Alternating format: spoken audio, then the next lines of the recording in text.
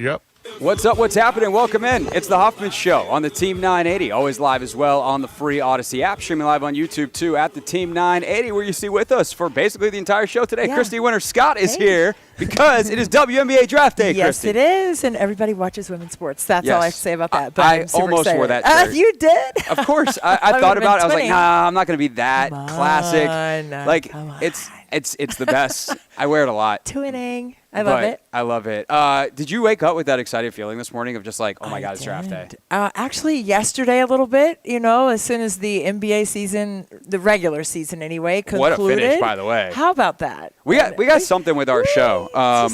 There's something about our show that is magical, and I don't understand why every athlete in the DMV doesn't want to be on our show. Yeah, when Spirit players come on, they score goals. Bub Carrington was on Thursday with us. And then he hits the game winner. Ooh. I'm just saying. Next for me then. Listen. What do you want, Christy? Trip to Paris. So spring in Paris. My birthday's next month.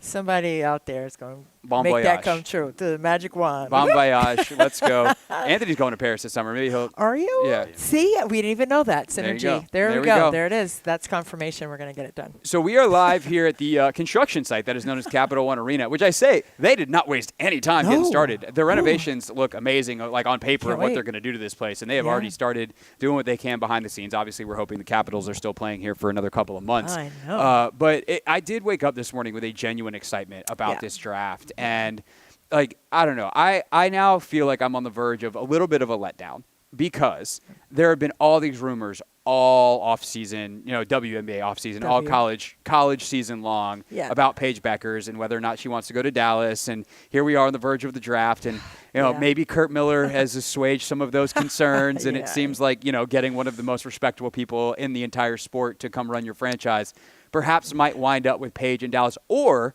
it is 4:06 p.m. right now. Yeah, we are in for some kind of absolute Woj is in retirement. Whoever drops Shams bombs, Alexa Philippou at ESPN bombs, Alexa bombs, Ben Pickman at Athletic, whoever wants to do it, drop that bomb.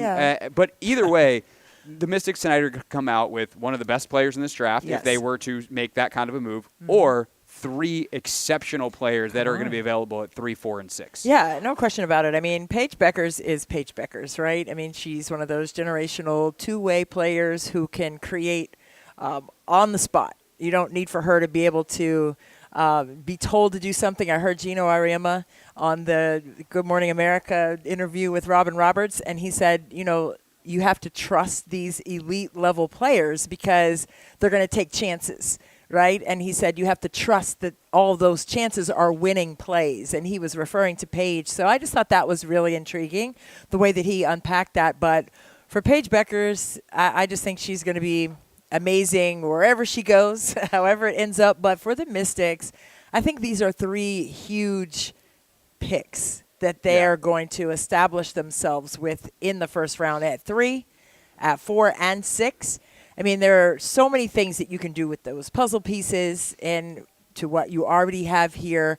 You saw Carly Samuelson being traded probably about an hour ago. Yeah. And so they've got some moves that they're already making. For sure. And I think there's going to be more potentially moves tonight. Yes. I think in about, what are we, at 4:08 here? Let's say in 7 minutes at 4:15. We'll take a wide view of this draft and kind of let everybody know where everything is. Christy just mentioned a move that the Mystics have already made today. Carly Samuelson. And we can talk about this move real quick because I think it's pretty interesting. Like, and a heck of a job by the Mystics and very much in kind of the Michael Winger monumental basketball kind of mode of, I remember doing my research on Carly for Media Day last year and learning more about her story. Carly Samuelson, sister of Kalu Samuelson, UConn great that's still in the league. Carly, I think last year was her 14th different contract. Yeah. She had never signed for more than 1 year at a time. She had been an injury replacement player. She had signed deals in Europe. But for a WNBA contract, this is a player that had never signed for more than 1 year. Right. Less than a year later, here we are on draft night, and they are trading her for a future first-round pick because she has played her way, and the Mystics gave her that chance, and she took it to become that caliber of player, that a contender, that the Minnesota Lynx, the team that was right there to win a title last year, maybe a couple close calls away, maybe. Liberty were great. They deserve it. But that close to a title is like, we're willing to give a first-round pick for her, and like, I think it's important to remember to some extent that this is, while the W, I think, will flip faster, the Mystics will flip faster than, say, the Wizards by the nature of the league and a bunch of other things. Right. This is a multi-step process. Yes. And, getting assets and value and all those kinds of things is really important. Right. And Carly, I mean, she was so good as a plug-and-play player. Yeah. And I'm not just talking about on the defensive end because you knew what we were going to get from her on the defensive side. I mean, I think she led the team in charges taken last summer. But offensively, I mean, she was just a pressure relief for a lot of players in terms of her ability to space the floor with her triples, but also attack closeouts. So I just think, that, again, shows her value, like you said, for the Minnesota Lynx to trade her for a future first-round pick. And, I think it's going to be excellent for her stability in the league, right, to have that kind of move made for her. And that's going to be a bonus and an asset for her individually as a pro. And now Mystics have not only the 3 first-round picks this year, they got 3 next year, if my count's correct. That's because correct. They got Chicago. Yep. They got Chicago's pick this year and next year as part of the Ariel Atkins trade. Yes. They now have Minnesota's first-round pick, and, of course, they still have their own natural first-round selection. Yes. But, we've been talking about the NFL draft, as you'd imagine, on the show a lot. This is the latest in the NFL draft process in decades that every single team has their own first-round pick. Every single team has exactly one first-round pick, and it is their own. That is not the case in tonight's draft. We're going to set the stage for you next on the WNBA draft and how this thing is lining up tonight and why it is definitely prime for more movement. Christy's going to be with us for most of the show today. Again, of course, Mystics analyst on TV on Monumental Sports, as well as she calls college basketball for ESPN and others all year long. So she is super locked into all the prospects, what the Mystics need, league-wide picture. So we couldn't have anybody better than the Terps legend, Christy Winters-Scott, with us here on the Hoffman Show. So we'll set the stakes for you tonight next here on the Team 980.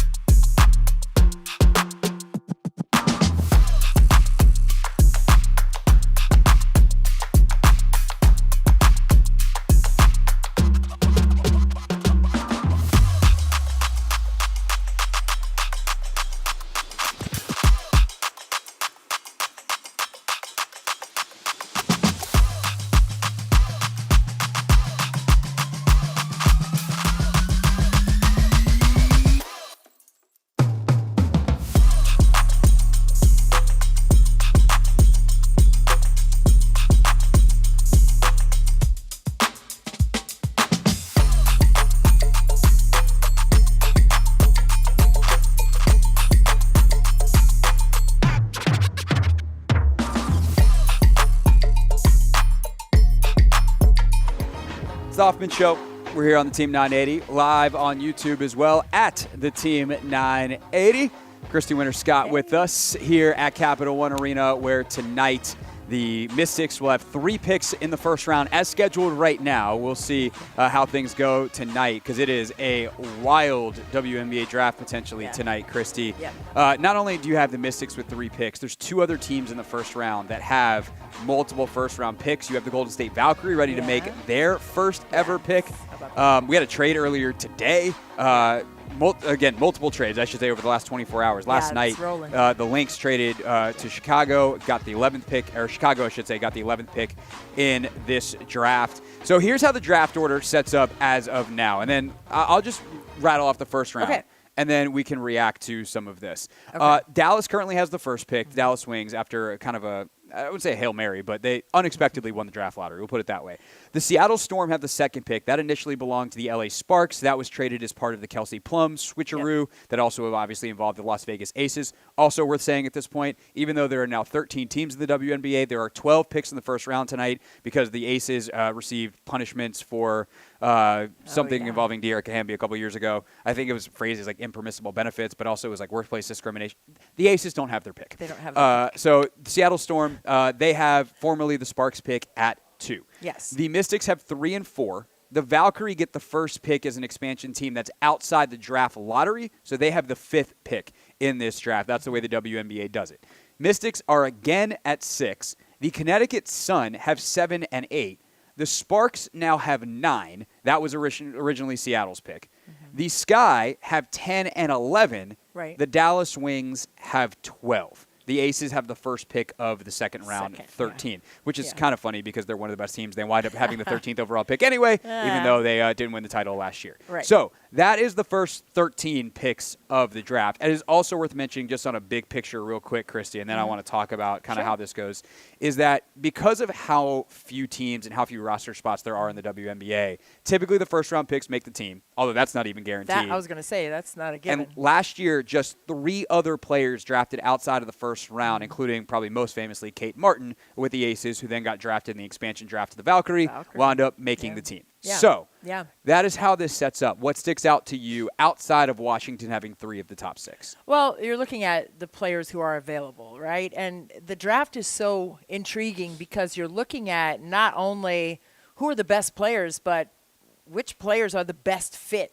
for our organization and team. So I think that's with all drafts. But I think, it's not that players get shunned or, burned for not being selected first, second, third, fourth. It's not because you're not a great player. You are an elite player. You're invited to New York. We saw the 16 pictures. Players invited to New York, which is a lot. We saw all of them, right? So all of them are elite level, okay? And all of them are respected. So sometimes it's like, oh, my gosh, you shouldn't have gone 7th. I'm like, well, maybe that's what that team needed, right? And maybe they wanted a different player that was chosen ahead. So it's really a lot going on for GMs right now. And I know more teams are coming in. It's going to make it even more complicated. But I think when you're looking at the entire draft as a whole, and yes, Paige Becker's going number 1, but I think one of the most intriguing players in this year's draft, to me, in my opinion, is Dominique Malonga. Malawanga.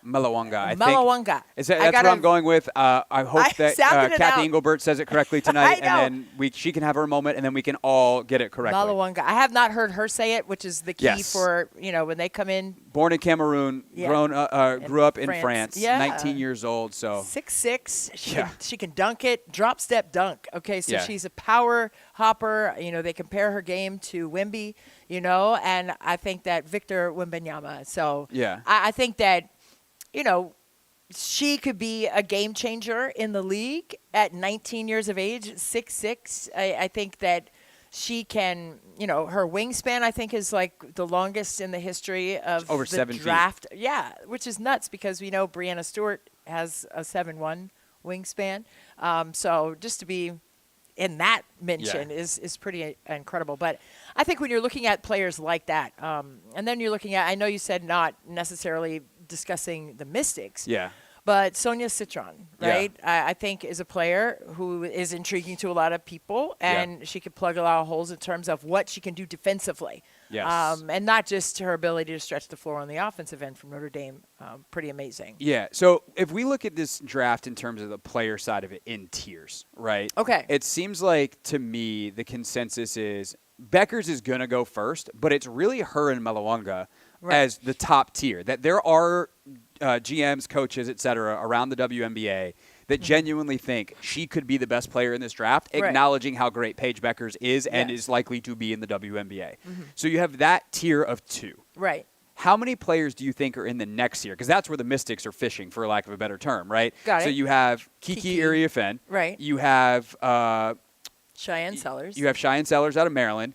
You have Sonia Citron. Anissa Morrow, LSU. Morrow. Would you put her there? And then there, it kind of feels like there is then maybe kind of a beauty in the eye of the beholder of if there's anybody else in that tier, or is Sellers to you like the last player there that kind of belongs in that bucket before you have another drop-off potentially? Well, I think Rivers could be in that mention as well. I mean, she started her career for Dawn Staley at South Carolina and ended up transferring NC State. I think she's another player, again, with, this length on the perimeter. She could be classified as a wing, but I think she's a positionless kind of player. I think she could come into the WNBA and really make a splash because of how well she defends multiple levels of the floor, but also how she could also be one of those plug-and-play players that really can be disruptive on the defensive side. So, I mean, I think her offense still has some work in terms of her ability to get downhill and finish. I mean, she has explosiveness, but I think she's got to balance out, a little bit more of her offensive skill set. But her defense, I mean, she's a stalwart on the defensive side. For sure. And I think she had such an interesting year coming off that knee injury, too, because what is she capable of? Like a second year removed from a serious knee injury, you're just a different caliber athlete. I think we saw in the tournament her kind of start to turn up a little bit. The other player that I'm seeing, and I don't know what kind of file you have on her, in some of the mock drafts, like I got one from CBS Sports up. I'm just trying to pull up a couple, see like who else is in that six range or that top six. And talk about pronunciations. I'm so sorry to this young woman. Justa Joiste, guard out of Lithuania. I saw that, yeah. Here she's mocked 5 to Golden State. Do we have a file on her in terms of what you know of her? Yeah, I did a crash course of studying of the and I missed on the pronunciations. However, I think that she could be a key piece because of how well she shoots the basketball. I think she can stretch the floor. I mean, a lot of basketball, not just WNBA or NBA even, is skewing towards the analytics of letting the three ball go. She's one of the players who can do that very well. And when you're looking at who you need and how you can develop your team, I think with her international experience, that is also a plus. So I think that could be something that people can hold their or give the keys to her and do those things. For sure. So I think she's like, you talk about what each team needs and like where these teams are, the risk tolerance. If you're Golden State, risk tolerance. I like that. Yeah. If you're Golden State, I think there's probably two different pulling temptations, right? You're trying to make your imprint on the league. You're trying to probably sell some tickets, although maybe not because did they have like 10,000 season tickets sold? Yeah, I think even more than that now. So like maybe you don't care about tickets because you already got it and you're like, hey, everyone's bought in. We're going to be bad this year and we're okay with that because, the expansion draft and, they were hoping to make a splash in free agency. I think a lot of people thought they really, really wanted Kelsey Plum and that did not wind up happening. Yeah. So they wanted a signature star to build around. So at that point, you just say, like, and again, my Lithuanian is not up to date, but Joiste is what we're going to go with. Like, she's 19. She's raw. We saw, for instance, Jay Melvin last year, youngest player in the league. Yes. Amazing flashes. Yes. Clearly, at times, over her skis because she was 18 years old playing in the WNBA. And that's really hard. Yeah. These are the best 144 players in the world. So if you're willing to take your lumps for the long-term investment versus Haley Van Lith, I know what she is right now. Yeah. Like, I think that's the pull if you're, say, Golden State. And even to an extent, a team like Washington, like, obviously the Mystics want to continually improve. They want their players to go compete. But in the same way that we've seen with the Wizards this year, there's a bigger, longer-term picture. And getting the most high-end talent in the building might ultimately be the play. Right. I've seen Haley Van Lith around the 10-11 spot. Yeah. In the I saw her as first high round. as 6-1. That made me go, whoa. Really. That feels high. I think it's probably closer to that 10 range, but like if I'm Golden not State, in a mean way, but If I'm Golden State and I want an older player who I know what they are, lower ceiling but higher floor, right? I feel like I can make the argument. Yeah, I mean, when you're looking at Juice Day. I'm going to Joyce Day. Joyce Day. I'm not correct, so don't look at me like I'm going to correct. Whatever you want to go, Christy. Your Lithuanian's as good as mine. Oh, not so great. But Joyce Day, I'm going to say, even with her young age, we've seen this with, Bilal Coulibaly, right? We've seen it with these international players. Their age is just a number when it comes to a piece of paper. And how old are they? 20. Yeah, okay. Birth certificate. Got 19. it. It was X amount of years ago. Sure. She's been playing pro ball since she was 14. Right, but you're playing against these grown women for a long time. So 5 years playing against grown women in the Euro leagues and all across Europe. I mean, that is not for nothing. Okay, so the experience that she has gained from that and to carry that into the WNBA, I mean, I think that's going to be something to watch for and, like you said, an incredible upside for her. One other play I want to ask you about in this range, and then I do want to circle back to Iriafen and Citron as the most likely Mystics out of this draft, according to all of the mock drafts. And we will talk a little Wizards, put like a bow on the Wizards season a little bit later with Christy as well. But Anissa Morrow going into the season was top 3 projected for most. I don't think as many people had Malawanga on their radar yet, so that was certainly part of it. But it was kind of Paige, Iriafen, and Morrow. Now, most people have her 5 at the highest, maybe some as far as like 8, 9. What happened in Anissa Morrow's season, and where are you on her as a prospect? Well, first of all, I love her. When she was at DePaul, when she was at DePaul, she was a double-double machine. I mean, she was a dominating force on the inside, 20 and 12 every night. And I don't care if you put 3 or 4 people on her. She's going to come up with that. She got to the line at least 8 to 10 times a game, because she was a powerhouse, and she's drawing a crowd, and she's going to get through that. At LSU the last 2 years, last year, not this past season, but the previous season when she was playing alongside of Angel Reese, they were really dynamic together, right? You're looking at 2 just powerhouse rebounders, if for nothing else. But then her ability to score the ball inside, too. She's been able to stretch her range out this past year, and I think that's been something that has been necessary for her in that mid-range to get those shots to go at the nail, and she displayed that this season. So I don't think it's anything that kind of happened to her. I think it kind of happened to the list of players available. Yeah. And Malawanga, right? Yeah. Being, a player that people are learning more about at 6'6", with international experience, the ability to stretch the floor. I mean, I think she's a Lisa Leslie with a consistent three-point shot. I know Lisa Leslie shot threes, but it's a different volume of threes that she's going to be able to take and make at this level. So, I mean, that's what I see in her. But I think for Morrow, I mean, that's no disrespect to what she did this past season at LSU. I just think there's more discovery. She still averaged 18, 13 and a half. Like, come on. These numbers are crazy good. That's nuts. And she drew defense that was supposed to take that away from her. Yeah. And so for me, that's always going to be something that's impressive to me. Like for Caitlin Clark to average 27.5 points all 4 years. So the first year I was like, okay, freshman year, you're going to come in, you're firing that thing. Sophomore year, she was still able to do that with all these different defensive schemes. And even with the fever, she was able to get that short roll, and figure it out. And forcing her left. It took her, 2 weeks? It took her 2 weeks.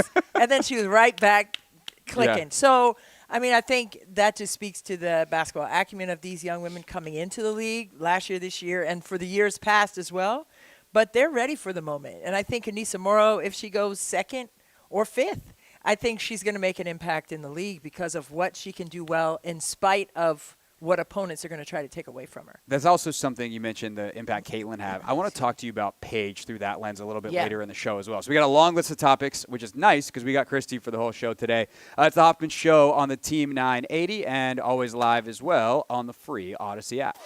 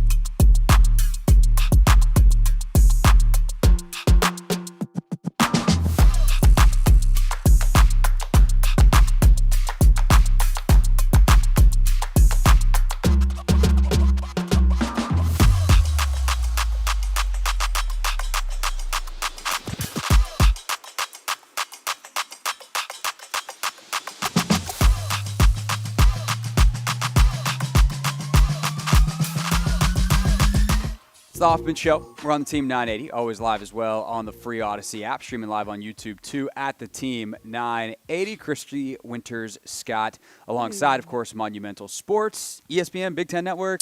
Yes. Make sure I get the resume all right here. Oh, my gosh. I did a lot of different things this year, but all of those, yes. And then CBS, Fox, TNT to all of it. go along with it. Did you do anything with Unrivaled? I did not. Okay. But I was at TNT. I was with TNT during that. Yeah. So, yeah. You got to get it. I heard they pay well. Crazy. That was you said it, not me, but Okay. I do like a good red bottom, I do say. What do I need to do to get on Unrivaled's payroll next year? Paige Beckers this weekend, by the way, signed a 3-year deal with Unrivaled. She had an NIL deal with them last year. She signed up to play this coming year. Her single-year, first-year salary will equal more than her entire 4-year total in her WNBA rookie contract.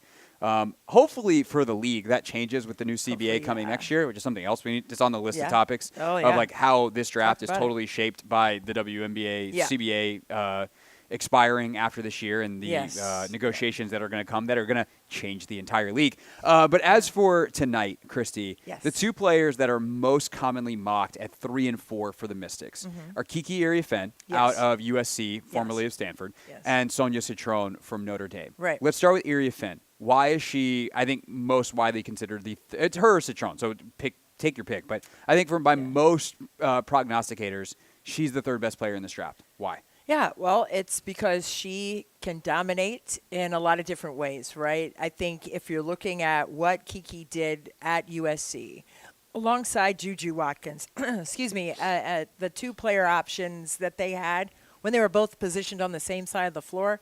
I had a bunch of their games this year, and I will say this. Sometimes when you're playing with the player, and this is no shade whatsoever. I'm just saying it like I see it with basketball eyes, okay? You're playing with a player who's averaging almost 30 a game, okay, 25 a game or whatever. And not that, they were done and those points were garnered in a selfish manner. They were not, right? They were within the flow of the game. Yeah. She's a tough kid, but so is Kiki. Yeah. And I just thought there were some times where, it's just like, go. There was so much more that she could show on the court to be a threat on the interior, to also give some relief to Juju with the coverages that she was seeing defensively, much like we were talking about, like with Caitlin Clark, seeing a lot of defensive schemes in pick-and-roll coverages. But she is so great at diving off of pick-and-roll situations in two-player actions. That's what the WNBA is made up of, right? Same with the NBA, right? A lot of ISO two-player actions, can ghost it, which is fake like you're going to set the screen, and then slip it or pop. She's so good at making proper reads out of screening actions. So I think that will translate well. Her size is great. I think that the short corner area, the dunker spot, soft touch from there, easy money from the foul line. Which is an even more important part in the W game than it is in the NBA game. Gotta have that. Players post there. It's called the dunker spot because in the NBA, you stand there, you wait for the bounce pass, you power dribble, and you dunk the basketball. In the W, it's a lot more of those same avenues are open, but it's, let's shoot it. Shoot that thing. But for me, she's shooting, at USC, she was shooting over 63% right at the rim. Right at the rim, okay? And 46% in the mid-range, which is great, right? So, if you're looking at what she can do as an offensive threat, a lot of different things. I think defensively, they showed a lot of different actions defensively at USC, but I think that's going to be her biggest jump that she'll need to take in the WNBA. But I do think that her offense will definitely translate. I think her ability to get inside on screening actions and the way that she dives just straight to the rack, I think will translate well in the WNBA, especially with the Mystics if that's who they choose. So I think the other interesting thing about her is she played with obviously the elite player in college basketball. One of her, Paige, Juju and Paige, the two most elite guards in the game, right? Yeah. So Kiki plays with Juju last year. It goes very, very well. Yeah. She also played with Cameron Brink at Stanford. She did. And so I'm almost more interested in how that went because if I'm looking at it from the Mystics' point of view, they've got Aaliyah, they've got Shakira, and you would think that Kiki would be on the floor with at least one of them on a pretty regular basis. So how did Cam and Kiki play off of each other, and is that comparable to what, like Cam could do a lot of different stuff. Aaliyah can do a lot of different stuff. Shakira can do a lot of different stuff. They're all different, but playing too big basketball, like how could that work for Washington? Well, I just think going back to the Stanford roots, if you will, Shanae Ogwumike, I think that's a comparable player to what Kiki Irifin can do. Schematically, I think you can place her in the same kinds of spaces on the court that Shanae Ogwumike played, for Tara Vanderveer at Stanford. So, I mean, they all went to Stanford. So at first, right, before Kiki transferred to USC. But, there's a pattern there of how players play, and I think they're kind of cut from the same cloth in that manner. But going to what you were saying, I think, Cameron Brink was that defensive stopper. I mean, she's a shot blocker. Yeah. I mean, Kiki can shot block too. So, but I think when you're looking at what Cameron Brink was able to do as a defender, I think that's why they complemented each other. So that would be like Shakira's role. Absolutely. Yeah. Exactly. And Aaliyah's not bad. If Aaliyah can, and Aaliyah's going to get better at this. This is what happens with the young players. Like if Aaliyah can avoid foul trouble while doing that, she's very, very effective. Yeah. Well, we saw that in Unrivaled. So. Yeah. They had a lot of contact going Unrivaled too. Good. Yeah. She looked good defensively though. She looked especially great. In that one-on-one. She looked great at everything in that one-on-one. She was killing it. I'm going to just assume that she's not listening right now. I mean, you never know. She might be. But I may have snagged an Aaliyah Edwards missed when they put the authentic Unrivaled jerseys up. I may have snagged one that I'm going to have her sign for me at Media Day, which typically you don't do as a media member. Okay. I know. But Aaliyah came on the show and was like, you're going to root for me at Unrivaled, right? And so I was like, this seems like a fair trade. Oh, that's a fair trade. We've already broken the cheering rules on that one. So, what is what it is. I mean, under the table, it's like, No, I'm gonna have her do it like on camera. We're gonna capture it. Anthony, you're gonna have to capture that for social media of her signing the jersey. That. Thanks for that. Sonia Citron's the other player that is getting a lot of looks for the Mystics. Whether it's third or fourth, we'll see. We'll break down Sonia Citron's game from Notre Dame next on the Hoffman Show. But first, we'll take a look at what's trending.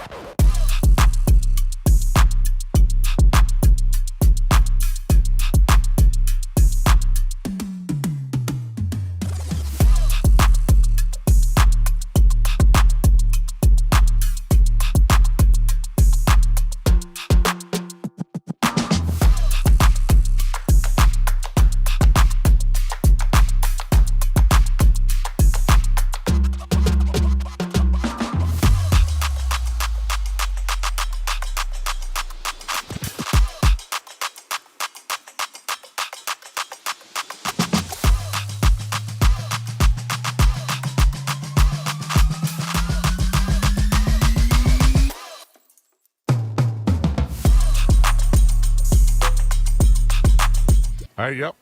It's the Hoffman Show. We're on the Team 980, always live as well on the free Odyssey app. We'll take a brief respite from the WNBA draft at 5 o'clock, although that's the biggest story of the day. You know, we're kind of like, I don't know, we can see if there's some NFL thing goes crazy or whatever. Like, you find me the bigger story in sports today. The NBA season, though, did just wrap over the weekend. So with Christy Winters-Scott with us for the show today, we will talk some Wizards coming up at 5 o'clock. Of course, not only the analyst for the Mystics and doing all the college stuff, but she also is calling games and in studio for the Wizards as well.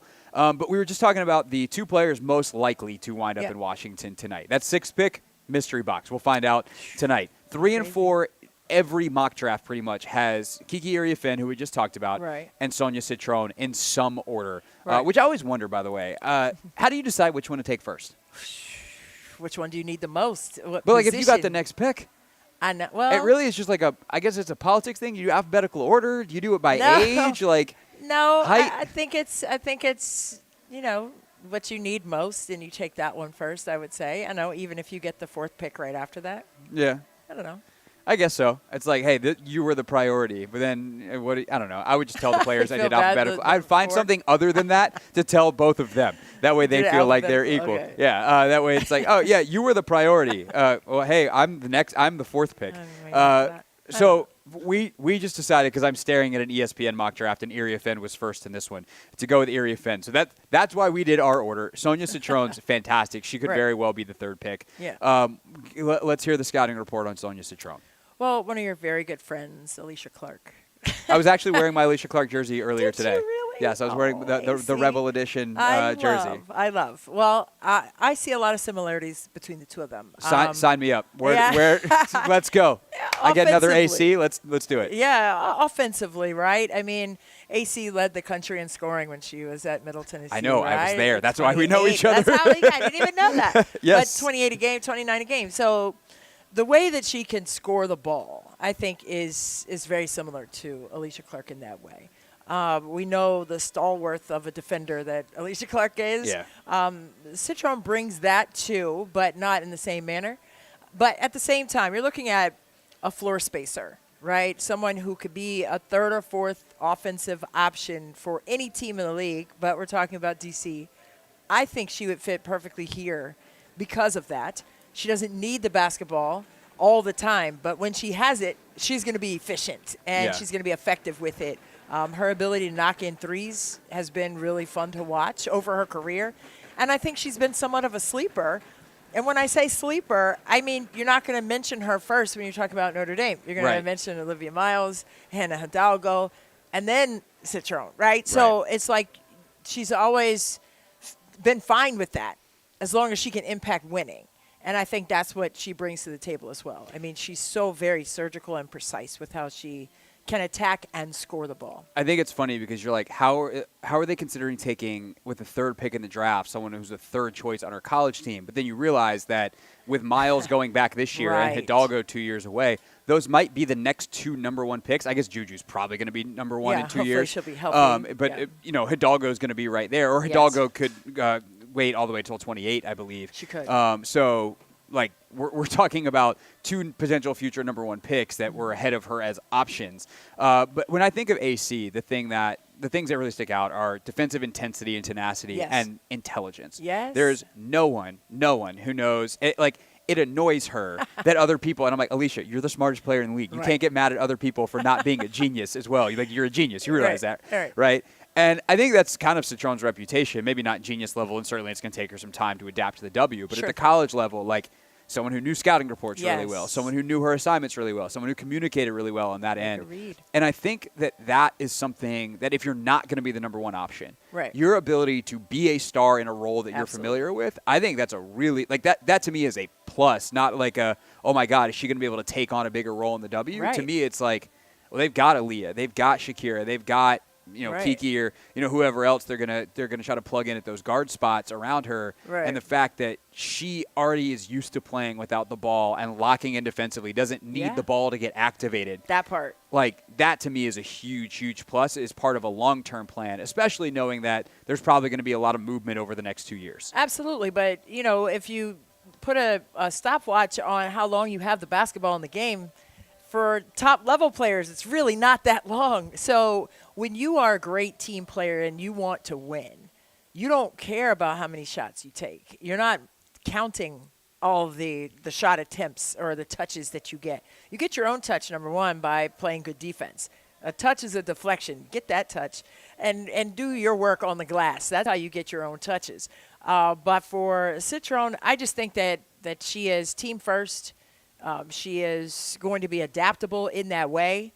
She's going to be able to defend many different players on the other side of the floor as well. So a 3-and-D player getting her versatility on the offensive end and her ability to take kind of a backseat to that and be fine with it.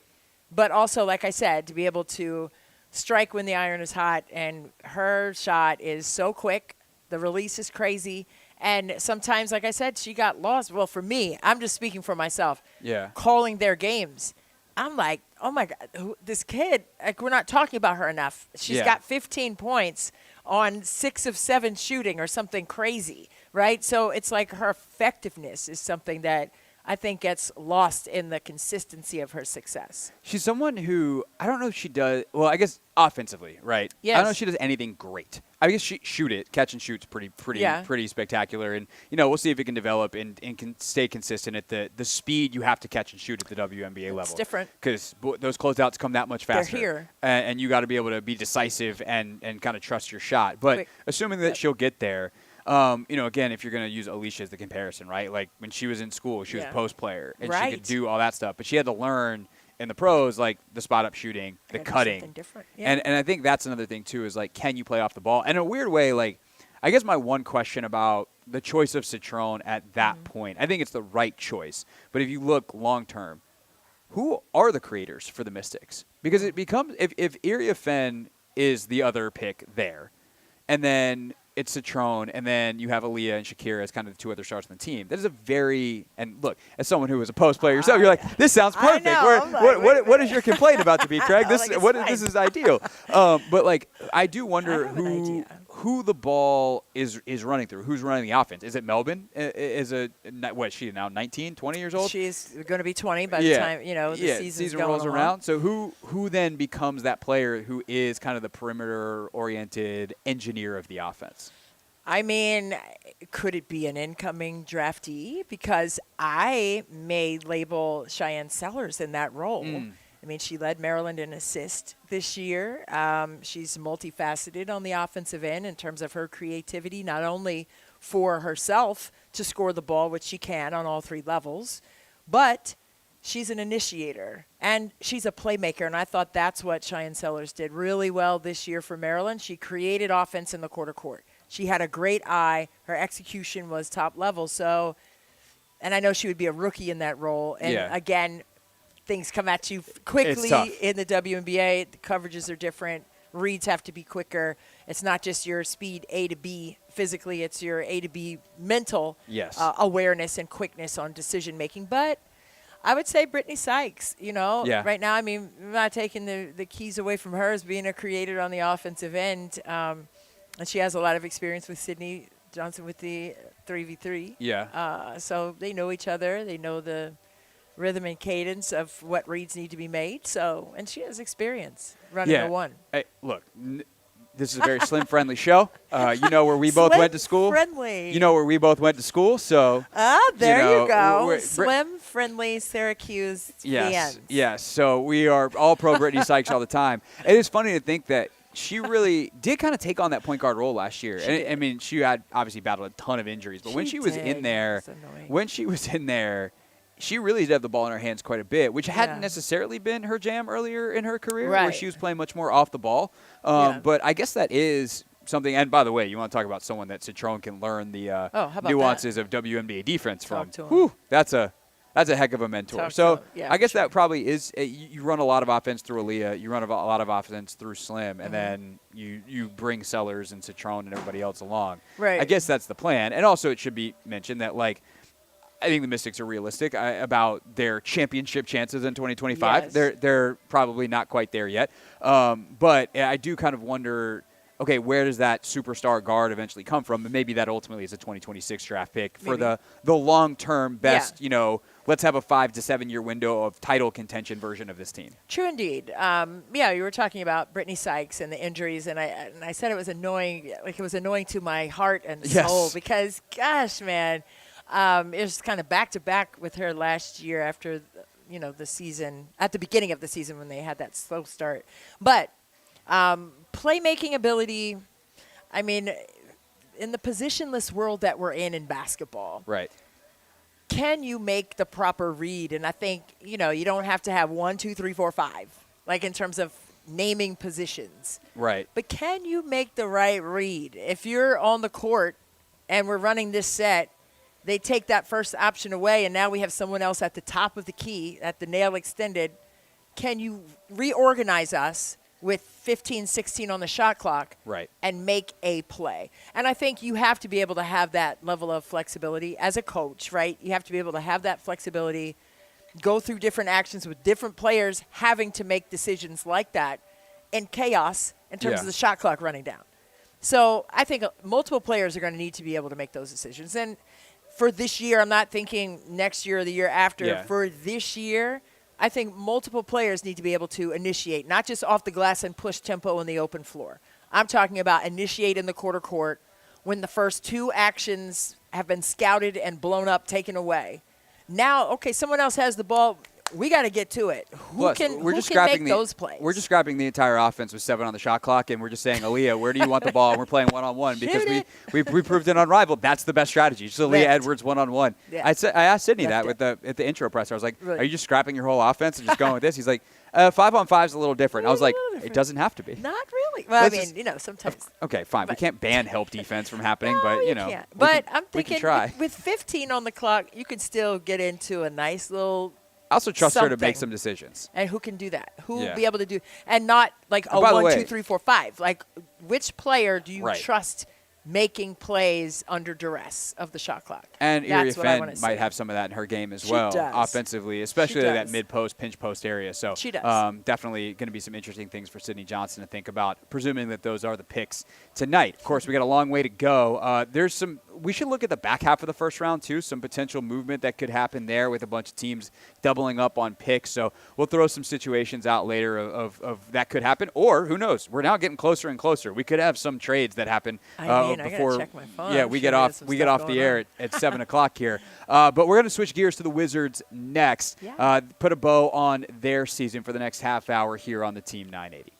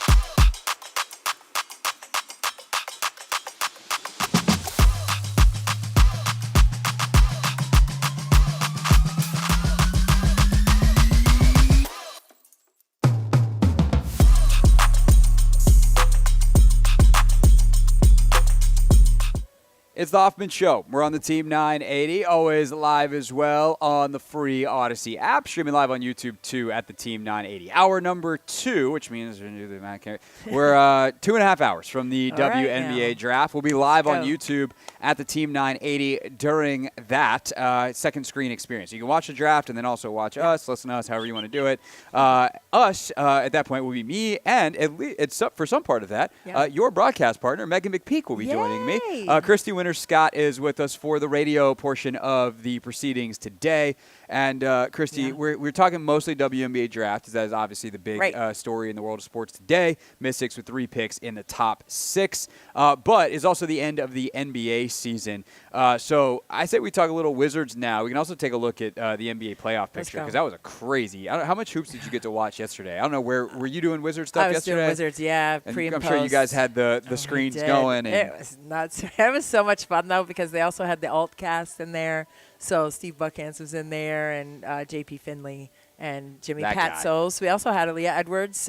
We plugged her in from New York, so we had a segment with her in the first quarter, which was great to touch bases with her. And then also Buzz Williams was in for the second half, and Gravis Vasquez was in on that segment of the Altcast. So, we saw some real turf power the whole right game. Love that.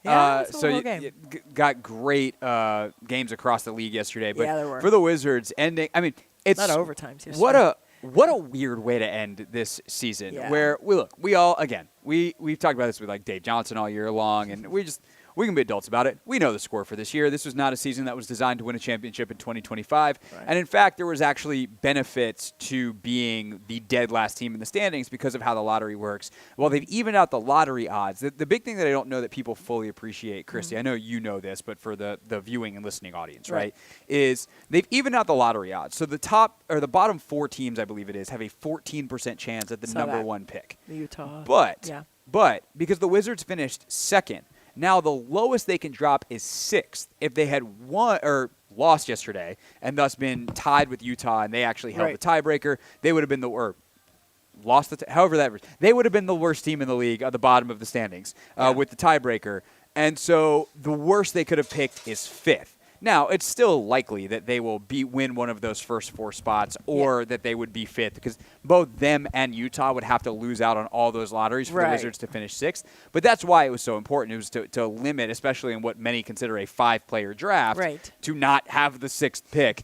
And so you have this euphoric moment for Bub Carrington where you're like, oh, heck yeah, Bub, game winner to wrap up the season. But you're also just going, oh, no.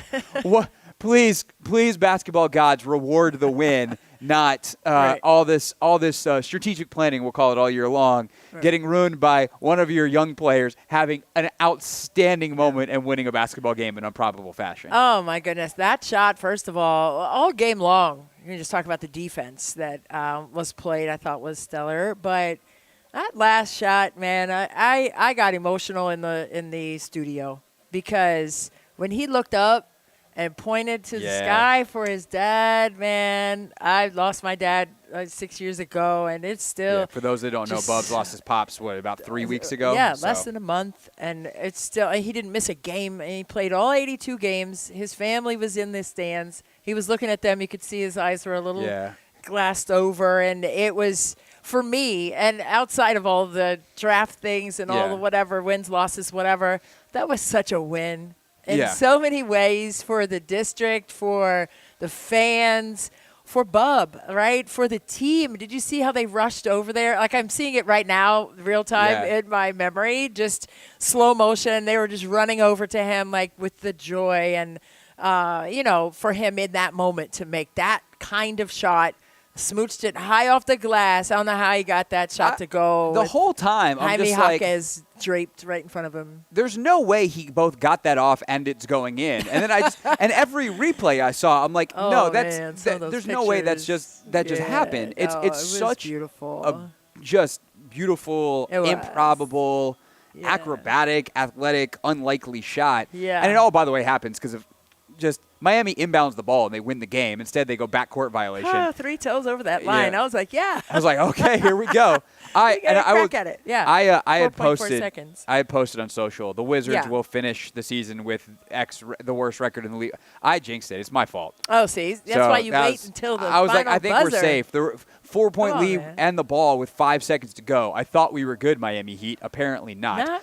But I think overall for the Wizards, like my overall thoughts on the season don't change based off that. And in fact, it's kind of my overall thoughts on the season, while the lottery odds change, or the lottery positioning, which ping pong balls they have of the combinations change. Right. Like it actually reinforces what I think big picture about this season, that this season is an absolute success for this team. Understanding the goals are what they are. That is to play young guys, get better, create opportunities, let those young guys seize on those opportunities and improve as individuals, but also within kind of this larger team construct. I mean, the confidence Bub plays with, the found gold of Keyshawn George. I mean, you don't get good players in the back end of the first round. They got a bona fide NBA starter. Yeah. Sarr, just the fearlessness that he plays with to take shots, knowing that he's not there yet, but it's getting better, and to see it get better. I just think those 3 guys alone, nevertheless, talk about found gold. Justin Champagnie's a player. How about him? Man? AJ Johnson in the trade. Yeah. Like, that's 5 young guys in a season of discovery that you're like, we got rotational players. They still need their star. They need whether it's Cooper Flagg or whoever they're going to get in this draft or the next one. Right. But like, they got some dudes that are going to be good NBA players for a long time, and they got experience they never would have gotten in any other circumstances. And to me, that's a success. No question about it. I mean, there are wins in the win-loss column. I get it, but there are wins on a daily 1% improvement level that occurred this season for this young Washington Wizards team. I mean, you said it, right, with Alex Sarr. I mean, his base got better. He was able to stay more on balance when he was trying to maneuver down in the paint, and his footwork got stronger and better because of his strength that I thought he really got better with, especially after the All-Star break. But I just think for him to have 100 points, 100 rebounds, 100 blocks as a rookie. 100 threes too, right? 100 threes. Yeah. 100 threes. I think for him, like that for me was pretty amazing. And then for Bub to play all 82 games, that was perfect attendance for him.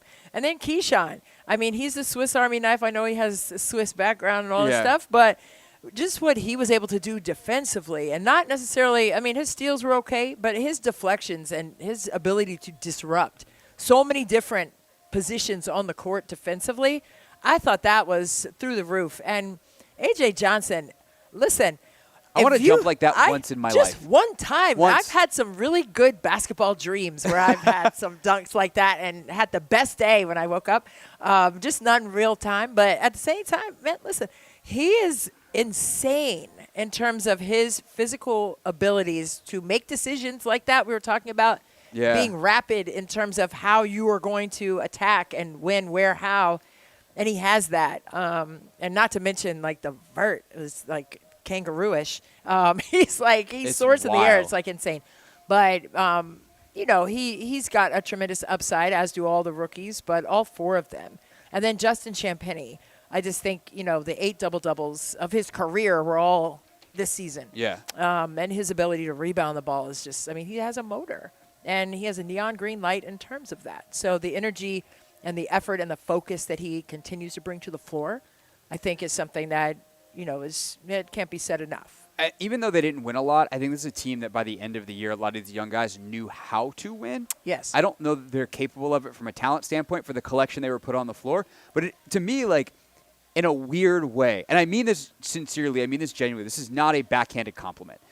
They had to play essentially the Capital City Go-Go in order to be what they wanted to be in the standings. Because if this team had played, with all due respect to Colby Jones, who had moments, and like some of these guys that came in that were maybe, like AJ probably in an ideal situation, like on a winning team, just like it was in Milwaukee. He's going back and forth between the G League and the league, right? They had to play guys like that, because if they had played Bub, Sarr, George with Chris Middleton and Jordan Poole and Marcus Smart on a regular basis, they would have won too many games. Well, and next year, though. that to me is exciting, right? Like it wasn't just that they got better from a skill standpoint. I think they understood how to play winning basketball. Mm-hmm. And that to me is like, I'll use the T word. That is tanking done right. If you were going to say we're strategizing over the long term to maximize our draft position because we know we're going to have this small window of a couple of years to accumulate talent. And once we get into the middle of the lot, like once we're too good for that, it's hard to get the kind of players that we need to get. And that is just the way the league is. But it's very different the way they did it versus what the Sixers did back in the day, right? For the process, like we actually – this is a very silly thing that is 100% true, Christy Winters-Scott. At the men's Final Four in Dallas in 2014, I was broadcasting live at the Fan Zone thing. Okay. And we invented a game called Is That Guy a Philadelphia 76er? Now, we have kept that. Who he played for? Is that who he played for? It's basically who he played for. Okay. But the answer was like 76er or guy I made up. Or guy that played for the Sixers in 2007 or something like that. Now, we have kept that tradition going because Anthony and I play a game around Nats opening day called Is That Guy a Washington National? Because the Nats are also embarking on a rebuild. Okay. But the point was with the Sixers, how did we do on that game, Anthony? Not good. Yeah, good. Not good. Very entertaining. Not very proud moment for either of our baseball knowledge. But the Sixers, like, had dudes that just flat out didn't belong in the league. Okay. They were European players, and like no shame on that. I would have loved to have been a European basketball player. I would have loved to have been that good. Yeah. But there's a difference in like that dude belongs in France versus that dude's a bona fide NBA player. The Wizards were playing future NBA players more minutes than you'd want to play if you were trying to win games this year. They were truly trying to figure out how do we get our guys experience? How do we get our guys to be better? And I think doing that is the right way to – because at that point you could say this is a long-term strategy, not tanking. Right. I mean, I think you're also – through that process that the Wizards went through this season, all of those rookies really gained some invaluable experience that all of the former NBA guys who have been in studio, like Tony Massenberg and Gravis Vasquez and Jason Smith, they all said, hey, man, that's not a common thing. They all probably wish they had that. Those big minutes on the court. Real time in games playing against 35-year-olds, you can't measure that. And I think those reps that they got real time in games is going to show improve as the years unfold moving forward. But I really think that they took advantage of every single opportunity that they were afforded this season, and I'm proud of them. I mean, that's what I came walking away with, not even looking at how many wins, how many losses or whatever. What did you do, right? And I think that goes back to playing and coaching. I don't remember, like, as a coach anyway, like how many games we won. Like, what was our effort? Like, there were games that I coached that we won that we did not play well. Yes. And it felt like a loss, right? So I understand that dynamic of pouring it all out there. And I think every single one of the players poured it all out there. And that's what you want because that's what makes you better. Right. You don't, and when you say, like, okay, we had certain players on the floor for a certain number of wins or losses or whatever, okay. But at the same time, the players who were out there, they were competing their butts off. Yes. And that's what you want. You can't take that away from their efforts, right? They come in and practice every day. They come out for shoot-arounds pretty much every game. And I think because of that, 82 games. Guys like Kobe Jones, I think are going to have a place in this league. And I don't know whether it's going to be with the Wizards, but, like, he might get traded at some point or sign a or whatever contract because you can't have 10 ninth guys on your roster, but like someone needs to be the ninth guy on your roster, and he could go be a quality ninth guy somewhere else in 3 years, and you're like, oh, I remember when that dude was on the Wizards. Yeah, like I think there's like a bunch of dudes on this team, and I'm very, very – I'll close with this thought. I'm very impressed with Will Dawkins' eye for talent. Yeah. And obviously he's got Travis Schlenk, who's phenomenal, and other guys that work under him. So, Will, I'm giving credit to your staff if you ever see this too, but you're good at your job too, sir. Yeah. And I think puzzle that's – pieces, man. Whether it's the go-go, how they used it, the trades they make, like Keyshawn – again, found gold. Like I'm very, very impressed with the young collection of players they had, how they played. I think BK grew a lot as a coach throughout the year as well. Yeah, he said. And so there's a lot to be proud of and a lot to look forward to. Obviously, you need talent, and that's the next step, which is why they embarked on the type of season they did. But we'll see where this goes. Rest of the NBA playoffs are going to be phenomenal. Christy and I are going to talk about that next, and then we'll get back to the W draft here on the Team 980.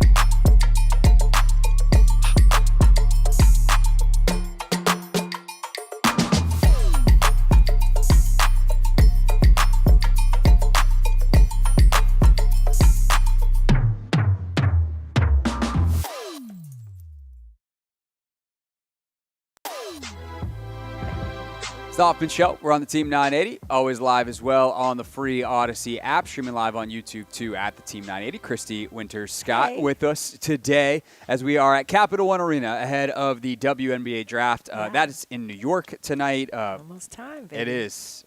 We're getting there. We're a little over 2 hours away. Just real quick, though, Christy, we were talking a little NBA here. The NBA playoffs, the NBA, I don't know how to term this. Like the playoffs, are set, except for the playoffs aren't set because that's the 8 teams, and we still have the play-in tournament. The play-in and half of the playoffs are set. Are you a fan of the play-in tournament? I mean, I don't know. I hate to say, no, I don't like it. I don't either. Maybe I'm just a traditionalist. And I like 64 teams in the college. Yes. That's just me. I'm not, and I have 3 kids, but it's not like that in life. Everybody gets a trophy or a certificate thing. You got to earn it, and it's wild to look here. Sorry if that's, if that offends anybody. That's my opinion. You asked me the question. That's my opinion. It offends me. And I'm sticking. It does? Yes. You think there should be a play-in? I think the play-in is interesting. It's manufactured interesting. I mean, it is manufactured. What's interesting about it? It's like do or die. I mean, it's interesting because you can have a team like the Lakers, for instance, be the 8th seed and make it to the conference finals. Like, I think that is interesting. Yeah, but if they were just the 8th seed, they could. But they were a part of the play-in. They were a part of the play-in. Okay, well, they should have done better in the regular season. Be better next year and get the 8th seed and play the 1 seed. Period. That's where I am with it. I don't know. It's like being handed like handed a lollipop. Here you go, and here you. But it's also like playing in these games, and then you get to play another one. Here's this lollipop. Lick it twice, and then go get run over by a bus because here comes the 1 seed. The 1 seed. I don't know. The 68.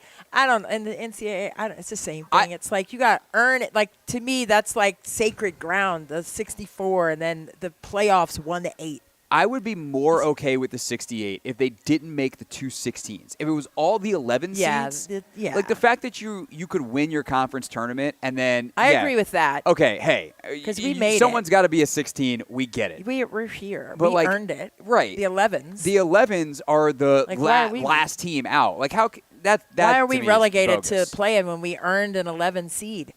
That's why. This year in the West, Golden State Warriors and the Memphis Grizzlies are tied with 48 wins. The Kings are the 9 seed with 40, and the Mavs are 39 and 43, and they get a play-in spot. By the way, 10 teams get to the postseason. 1, 2, 3, 4, 5. Face smiling. Only 5 teams get eliminated. You proud of that, Anthony? Lollipop games. Maybe not this year, but I think years past it's been interesting, the play-in tournament. He's over there giggling. Because he knows he's wrong. He knows it's embarrassing. If you're like the 9 seed or below and you didn't win over 41 games and you're not above 500, they should eliminate the play-in. I mean, hey, that's valid. Okay, that's valid. That's you know why it's never going to happen? Never going to happen. It's never going to happen because of money. Well, it's what it's all about. I get that part too, but I'm just a basketball, purist. Yeah, if you're going to get annihilated by the 1 seed, you earned it during the regular season, not during the postseason. Yeah. And I don't know, because also this year the play-in games are. I mean, there's a couple in the East that are like the 7-8 games in the East. And I guess I will say this: if you're going to accept that the play-in is a thing, I actually like the format of it. The format is fine. I will give them that. That if they're going to have this thing that none of us want, and by none of us I mean me and Christy and Anthony is. There's a reason he's off camera today. We're getting him reeled into what we're talking about. The reason is our setup here in Capital Arena, but we're going to pretend that it's because it's playing take. The 7-8.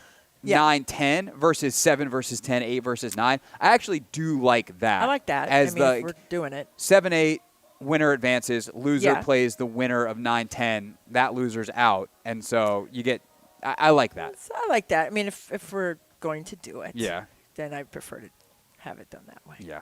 By the way, those games, they start tomorrow night. Orlando and Atlanta tomorrow night. That's a 7-8 game in the East. And then you have the 7-8 game in the West. Yeah. Golden State, Memphis. That's a banger. I love that matchup, though. Yeah. I do love the matchup. Yeah, no, I'm excited about it. I'd just be equally as excited if Memphis was the 8th seed and Ja was going to try to go crazy against the 1 seed Golden State. And we just had Houston Golden State as a 2-7. Like, I don't need the extra chicanery.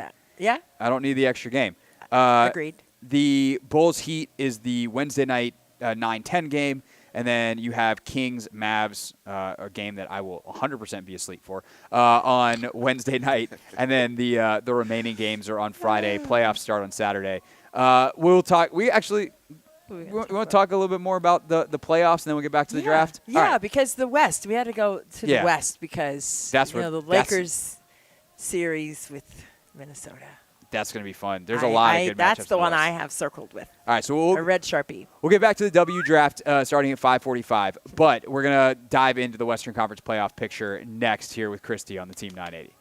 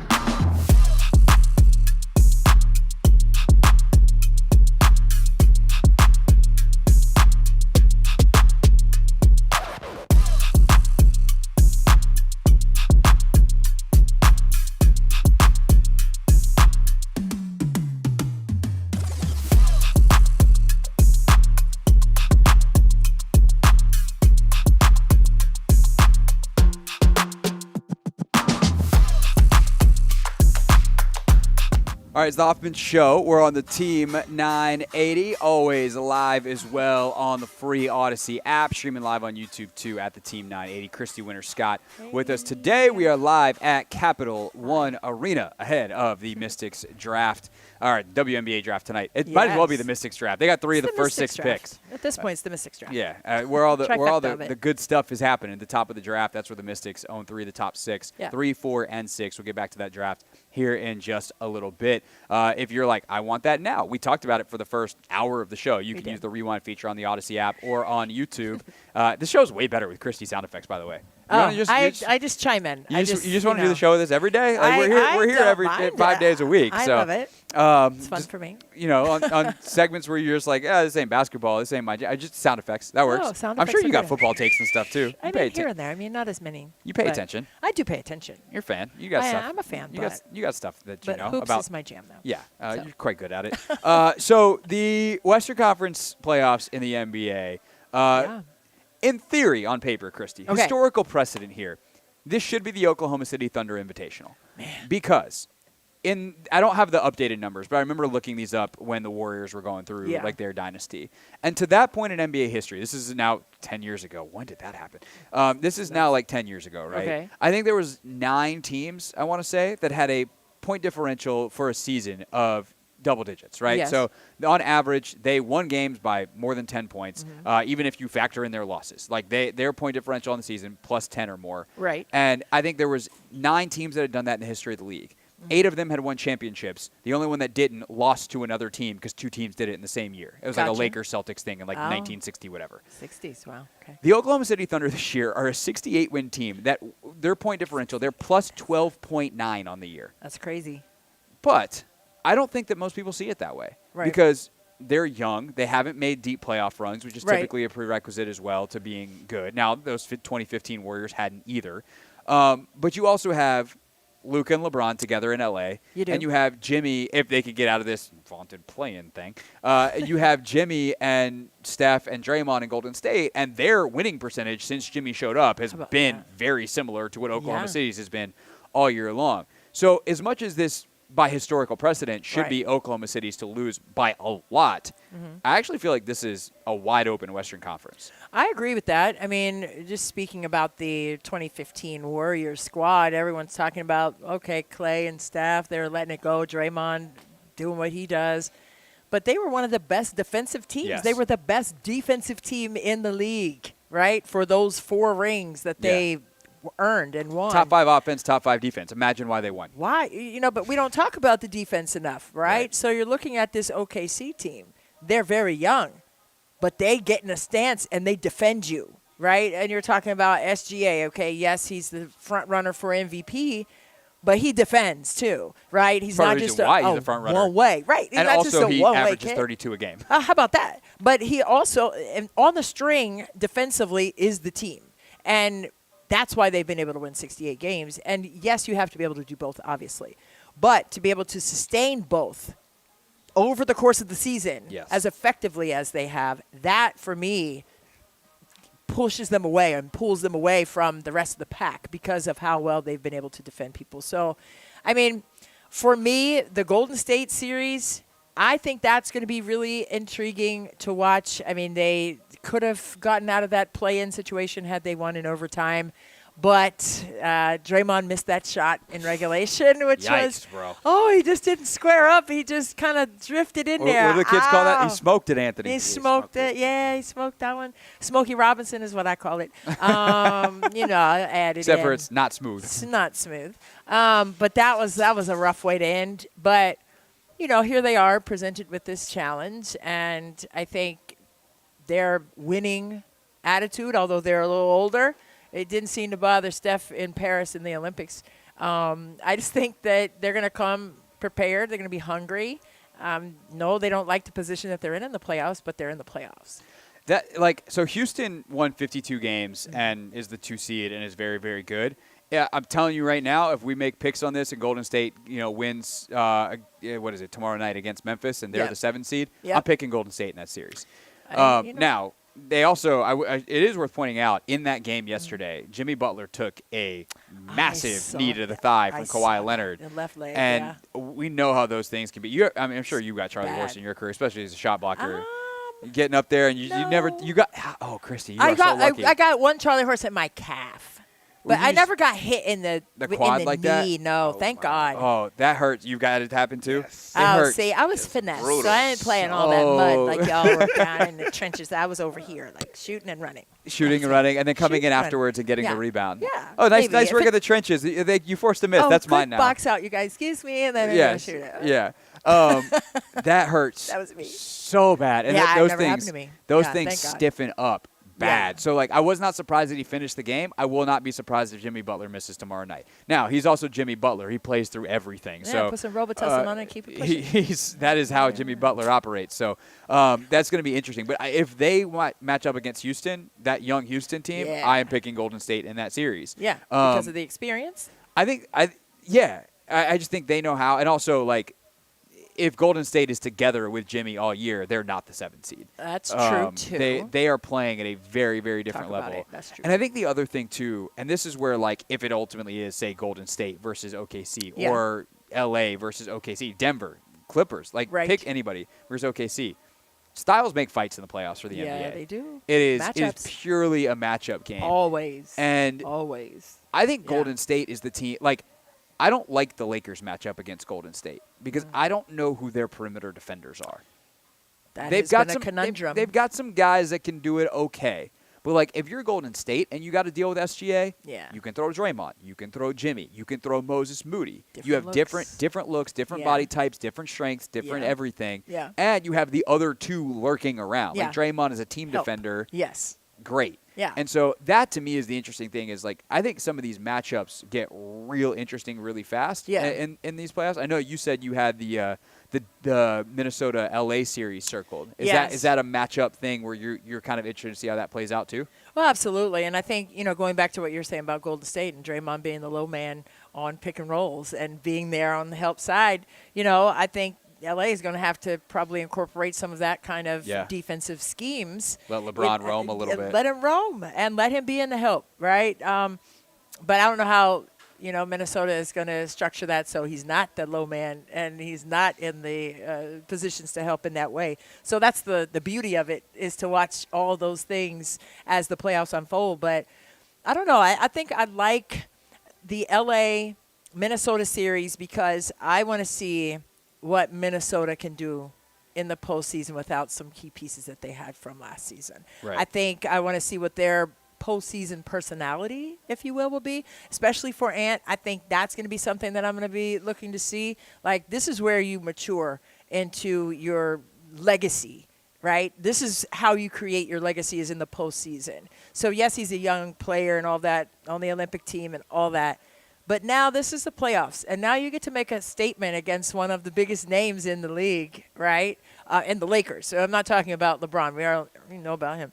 But I'm talking about the team. Like, you can come through and beat the Lakers in this series. I think that's going to speak to what Anthony is able to do in this game. So Anthony Edwards got to come through. And I think it's going to be a lot on his shoulders. But I'm also intrigued again to see what kind of tactical adjustments that are made, not just in game one, but as that series unfolds. The screws just get tightened. The details have to be sharper in the playoffs. And that's why it tends to favor experience. Yeah. And I think, like, you look back at the Olympics, what also used to be great for this is all-star games. Yes. Back when they try, like, back when even like 2015 level tries, nevertheless 2005 level tries, nevertheless 1995 level tries, right? Yeah. You could tell, like, when these guys turn it up, fourth quarter, the Carmelos, the LeBrons, like Kobe, those guys, the Kobe, like it was different. Yeah, and the young guys had to kind of earn that. Yeah, and in the Olympics, you saw it. Like, the three best players on the court were LeBron. Well, actually,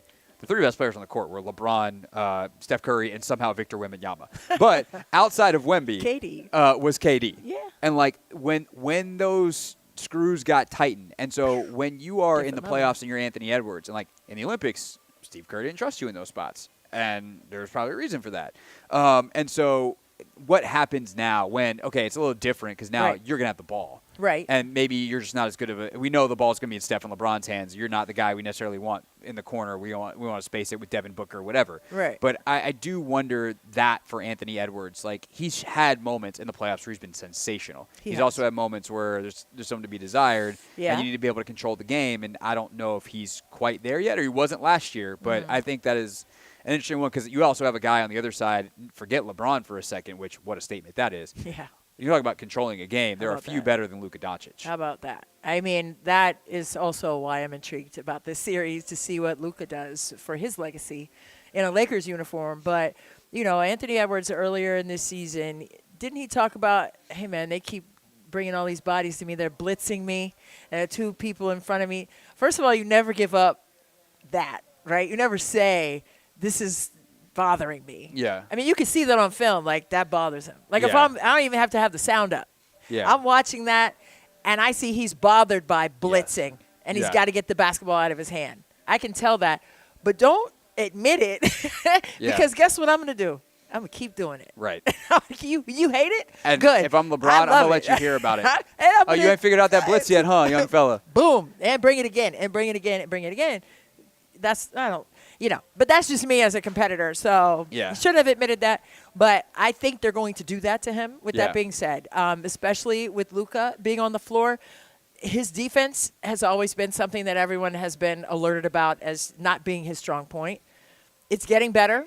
Here's your chance, man. Here's your chance, right? Especially if you got to rotate out of those blitzes and just move on a string. And LeBron's probably in his ear. As soon as he lifts his foot, right, you got to be over here, right? So they've got to get that kind of defensive rhythm going, and that's what also intrigues me. But, Luka, this is your opportunity just as much as it is Ant's opportunity to create a legacy in your young NBA career in this postseason. But it's against each other, and then one of them has LeBron, the other one doesn't. So that part, too. Nice. I'd rather be on the team that has LeBron. Me too. 2 other guys that I want to highlight real quick on the way out here in the Western Conference. One is in that series as well. Yes. The Lakers' size is not really there. Rudy Gobert, you want to rewrite your playoff legacy. Here's a very large opportunity, sir, mon ami, if you will. And then the Clippers, Kawhi is suddenly healthy. If Kawhi Leonard is going to be healthy, like, watch out for the Clippers. They have been awesome as of late. They've won 8 straight games. They're 9-1 in their last 10. So watch out for the Clippers going against a coach. Well, not coachless. They have put someone there, but a team that just fired their coach in the Nuggets. So that one's going to be a very interesting series as well. All right, we'll get back to the WNBA draft next. Of course, Ant and I will be talking about the NBA playoffs a lot more this week, and looking forward to those play-in games tomorrow night since, someone decided they were going to happen. Maybe Ant's looking forward to them more than I have. Christy is. But we'll get back to the WNBA draft next after this look at what's trending.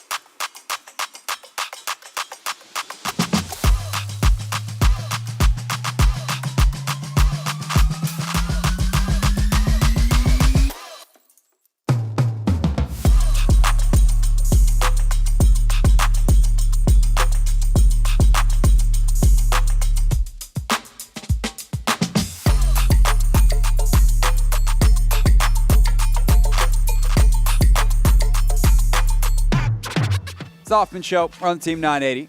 Coming up at 6 o'clock, we will kind of reset everything, if you will, ahead of tonight's WNBA draft, including why all of this is happening in a much larger context for the WNBA. And I'm not talking about the survival of the sport and the popularity of the game and all these things that we've talked about for a long time, Christy Winters-Scott. Luckily, we can just be like, hey, we're looking forward at a big CBA negotiation, and to say that and to try to explain why it's so important for this draft is not something we can do in the next 5 minutes, so we're not going to try. We're going to do that in 10 minutes instead. 10 minutes.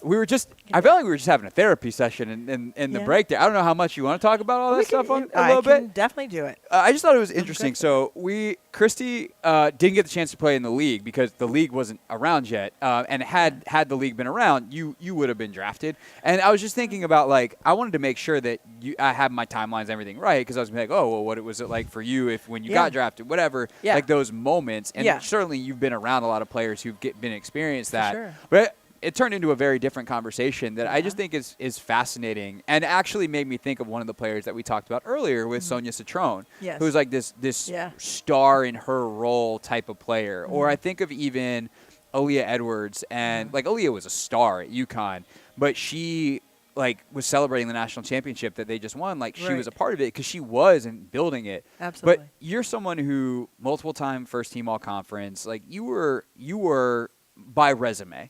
I'll phrase it that way. I appreciate that. Based off our conversation. By resume, you were a star. You're one of the all-time greats in Maryland history. But you didn't see yourself that way, / don't when you look back on your career? No. I love playing. And so for me, it just felt like I was just doing what I loved. And it wasn't anything that anyone owed me to say, hey, you're great. I didn't need to hear that.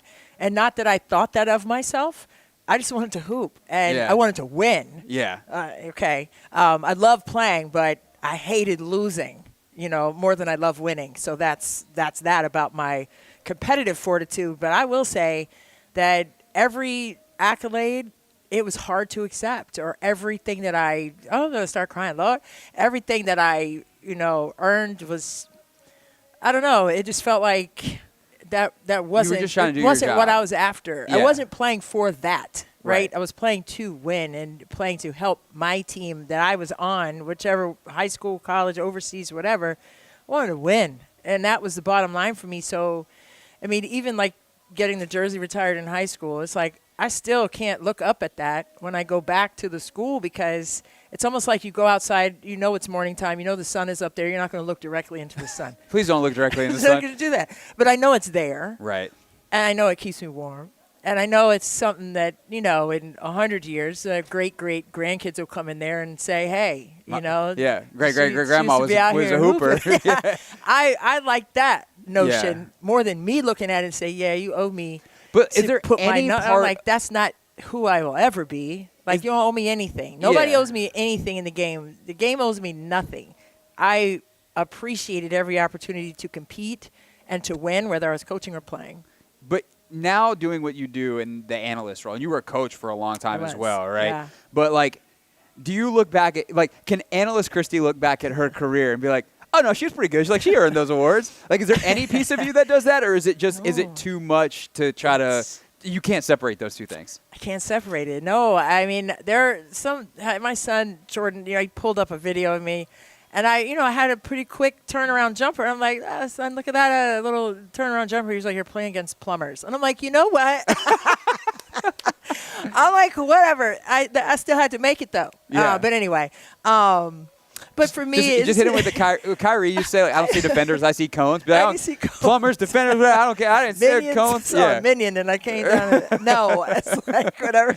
No, but for me, I don't know. It's like I never looked at myself like in an evaluative manner. Yeah, even post career. Even post career, I think.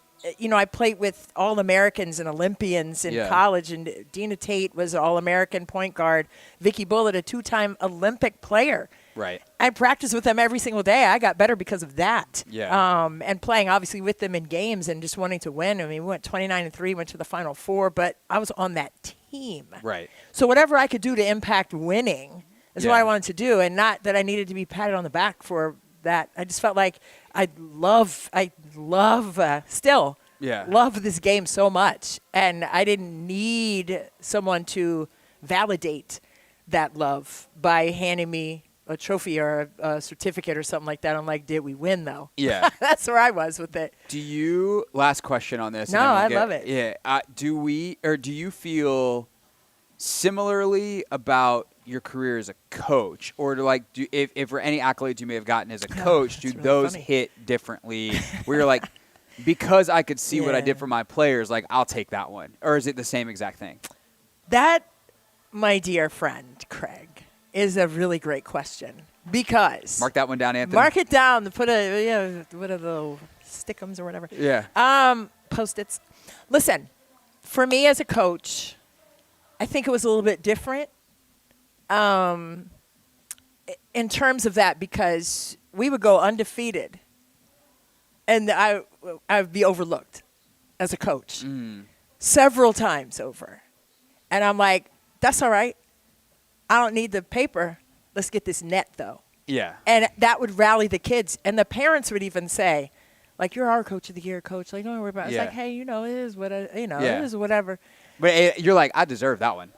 We were undefeated. Yeah, but at the end of the day, if you got the championship, like, what else do you want me to do? And we're up on the nets. Yeah. We got those several times over. We got a lot of regular season titles, 3 nets. So I'll take those over any certificate. For sure. But I'm never going to say, like, give me that or, I earned that. But at the same time, when other people come up and say that's not right, other coaches within our district would email me paragraph-long emails and say that was very wrong, or like that was handled wrong or was tied, and then they whatever. And I'm like, what? At this point, like, it's tied. It becomes like, motivation. It's whatever. So if someone was like last place and then now they're second, get coach of the year for the second place person, but we're undefeated. But it's all in your discretion, like how you vote and all. It's subjective. And then you can't split votes, right? You can't vote for your own kid. And then there was a splitting of a vote where it should have been co-players of the year. Oof. But there was a purposeful splitting of the vote. So that stuff, yes, politics. That bothers part you. bothers me. Yeah. And it bothered me, and I let people know about that in the room. Yeah. And they know who they are. But we cut the net 2 days later, so that's that. About that on that. If you got to choose one, we'll take the that. net over the trophy or the certificate. Got my vein in my forehead. I had to get you fired up for this last hour of the show. All right, when we get back, we'll get back to the WNBA draft. That was good. Quality story time. With Christy Winters-Scott. Sweat beads going over here. So we'll reset some of the top prospects, some of the things we expect to see tonight. But coming up next, let's put this entire draft into context because the WNBA is going to be changing a lot over the next 18 months. We'll explain what we mean next on the Team 980.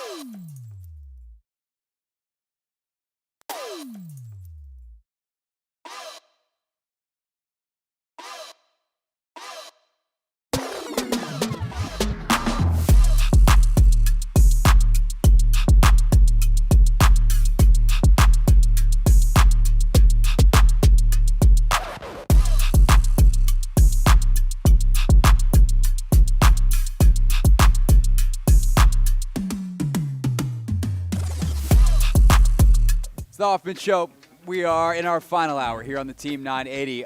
Final hour of the radio show. However, tonight during the WNBA draft, we'll be live on YouTube at the Team 980. So make sure that you check us out there. Us will be Craig Hoffman, and Megan McPeak is going to join us for part of that show. Anthony will be in for part of that show as well. But on the radio show today, Christy Winters-Scott, of course, Megan's broadcast partner on Mystics broadcasts, which not only are on Monumental Sportsnet, but simulcast on the Team 980. Yes, we are your home for Mystics basketball. That is coming back again this year. So we have been very fortunate to have Christy with us all show long. We've done some story time. We did some NBA talk. And we have spent quite a bit of time on the WNBA draft.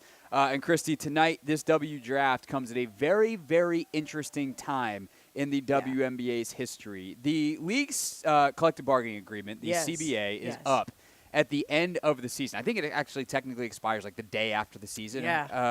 And because they signed a new TV deal last year, we're talking about massive new money for the players.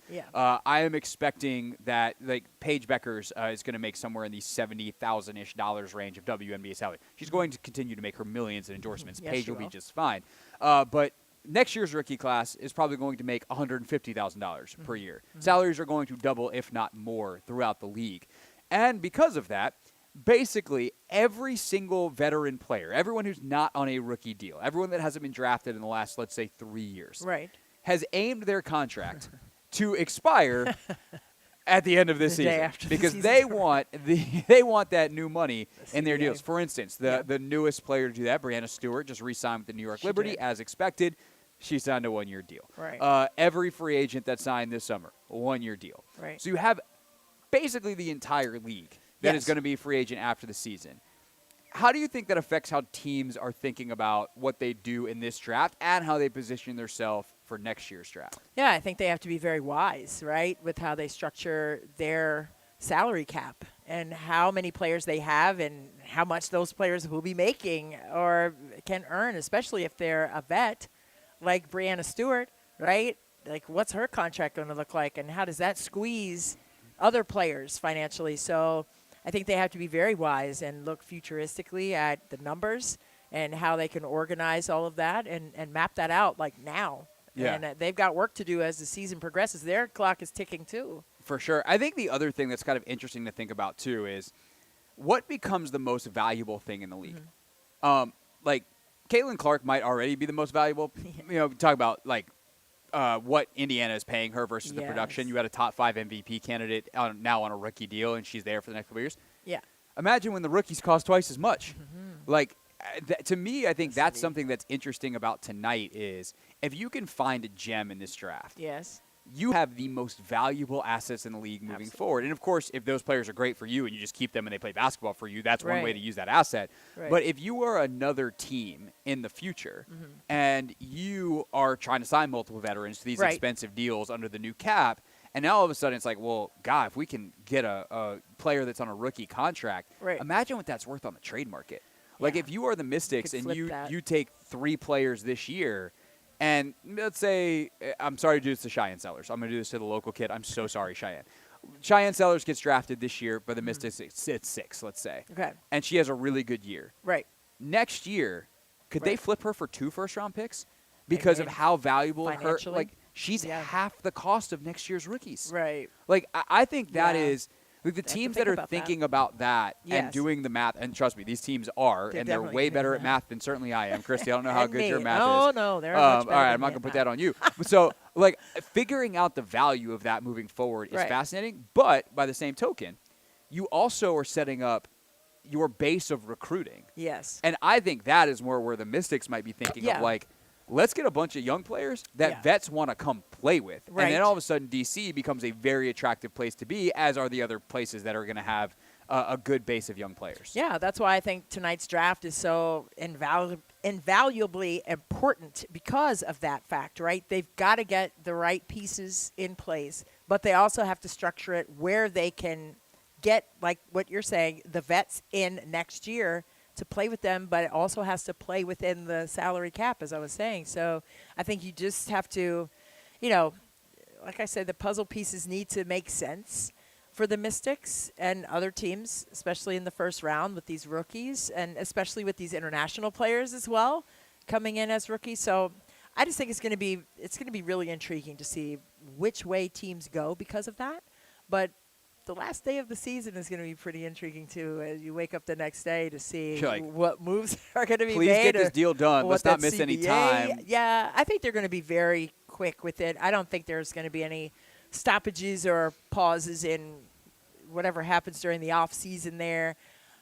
There's a long off season, which helps. It's a long off season, but at the same time, I really hope they, do their due diligence to get the job done on paper and contractually. Just get the job done and do right by the players, right? Yeah. And the organizations and the league. I think, we've seen the numbers, like 400% increases in viewership, and all of the people who are sponsoring the leagues now, not just basketball, but soccer leagues and everything else, and the broadcast rights and all the things are popping. So, reward who's doing it. It's almost like what we were talking about, as a player and as a coach, what you were saying. Like, all those things mean something on some level. So, you're not playing for that, but there is like a light at the end of the tunnel, if you will, and a pot of gold at the end of that rainbow that we need to make sure it gets fixed. Yeah, pot of literal gold in this case. Literal gold for all the players. I am not a sports historian by trade. I do have a pretty good understanding of a lot of stuff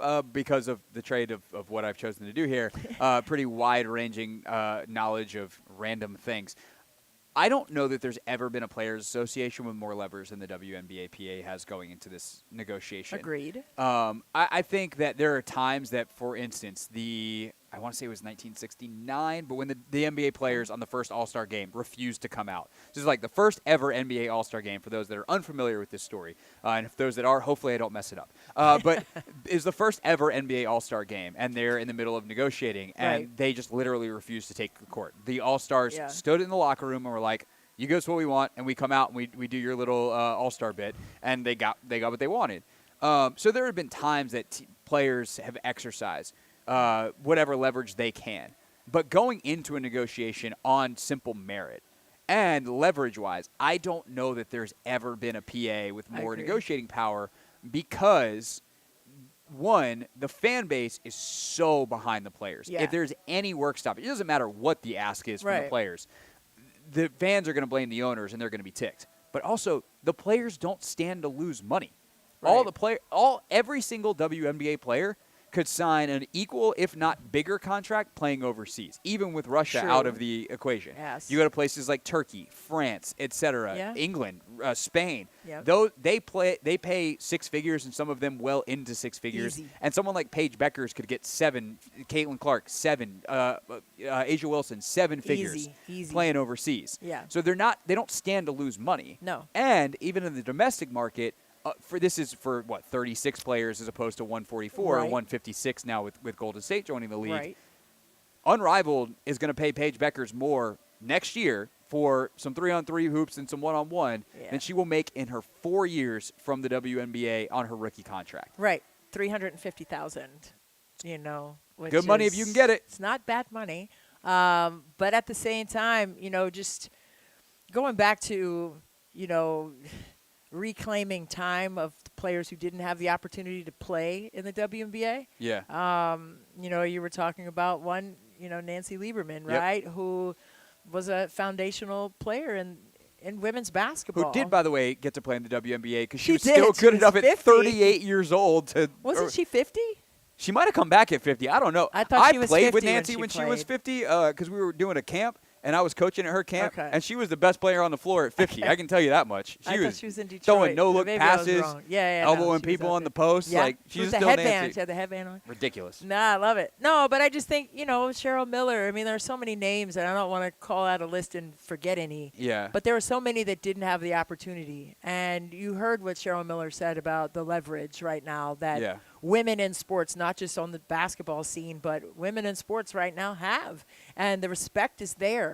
And the finances are there. And I think she said, for the $2.2 billion, she was like, no, that needs to be like $8 billion. Yeah, we need more. So it's like now you can ask. It's like now is the prime time to ask for these things to They support. signed a historic TV deal. Yeah. I thought it was way under market. Yeah. Way under market. And that's what she said. I was kind of stunned at what it was. But it's still a ton of money. That goes into the basketball-related income number that is what gets split up ultimately and then divided in the salary cap. But you also have these expansion fees. And I think the other last part of this from the financial side of it, and obviously this is something we'll talk about much more in depth, in the fall when this happens, and then ultimately as it's getting chopped up and, probably closer to next season is unlike a lot of men's sports, which the NFL is trying to find these international markets. They're trying to find ways to expand. There is from a business case standpoint, forget the morality or any other thing that you want to put on it. And that is something that should not be dismissed. I'm just making the pure business case, right? Yeah. There's so much more upward mobility in women's sports because they've been underfunded for so long. And there are so many more people that are like, wait, I really like this. Right. So there's a much larger group of fans that is there to be made money from. Right. There's so much more upward mobility that I think if I'm the players, and like Shanae Agumake and the top of the PA, they're very smart. They know this. Is like you don't want to make a deal that feels good now, but doesn't. In 5 years, you're like, we didn't ask for enough. Right. And so I think that's the challenge of like, what's enough now? What's going to be enough in 5 years? How do we structure this? Yeah. And whether that's we have outs and we could do this again in 3 years, or whether we just use our leverage and hold the line and say that's not enough because in 5 years we're going to look back and be like, nope, you guys got us on that, and you just hold the line. I think this is going to be really, really interesting. But it also puts, going back to purely tonight, the roster building of, are you a team that's trying to make sure you have clear decks and you can do what the Heat did with LeBron and D. Wade when they're like, we have no one on our roster, let's get 3 stars in? Yeah. Or are you doing, say, what the Mystics are doing? The Connecticut Sun have 2 picks in the first round tonight. Right. The Chicago Sky have 2 picks in the first round tonight. Are you trying to build a base of young players that you feel is attractive moving forward? So really, really interesting. We'll continue to talk about the draft over the next 45 minutes here as we wrap up on the Hoffman Show. We'll get back into the players, and let's take a closer look, Christy, at the back half after the Mystics pick at 6. Okay. What could happen in that back half of the first round next here on the Team 980?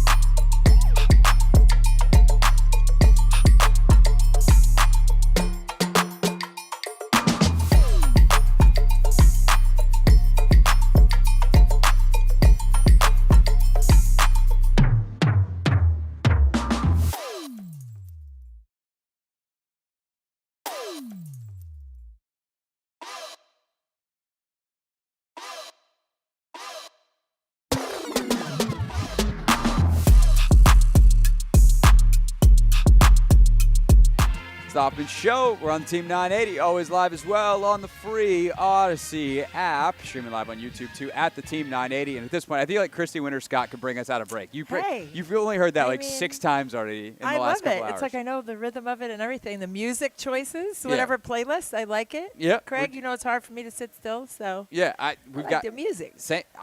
Hard for me to sit still, and yet here we are for 3 hours of radio. Christy's been with us the whole show, sticking with us through 7 o'clock. Again, we'll be live on YouTube tonight during the first round of the WNBA draft. Megan McPeak will join us for part of that, Christy's broadcast partner. And, of course, Megan does a great job on the sidelines for the Wizards as well on Monumental Sports. So excited for that. We'll take like a 30-minute break between 7 and 7:30 and then pop up the YouTube stream. Again, MGM tonight coming here on the radio side of it. So we're going to get back to where the Mystics sit at the top of this draft in our final half hour. Kind of make a full circle of the show here. Circle back around to where we started. Let's do it. But circle it out. Before we get to that, Christy, What's up? the back half of this first round is fascinating. Yes. Because I almost feel like there's no way it stays like it is right now. Yeah. So you got Connecticut with 7 and 8, the Sparks with 9, the Sky with 10 and 11, and then Dallas, who has the first pick, also with the 12th pick. Do you feel like I kind of wonder if you're Connecticut? Okay.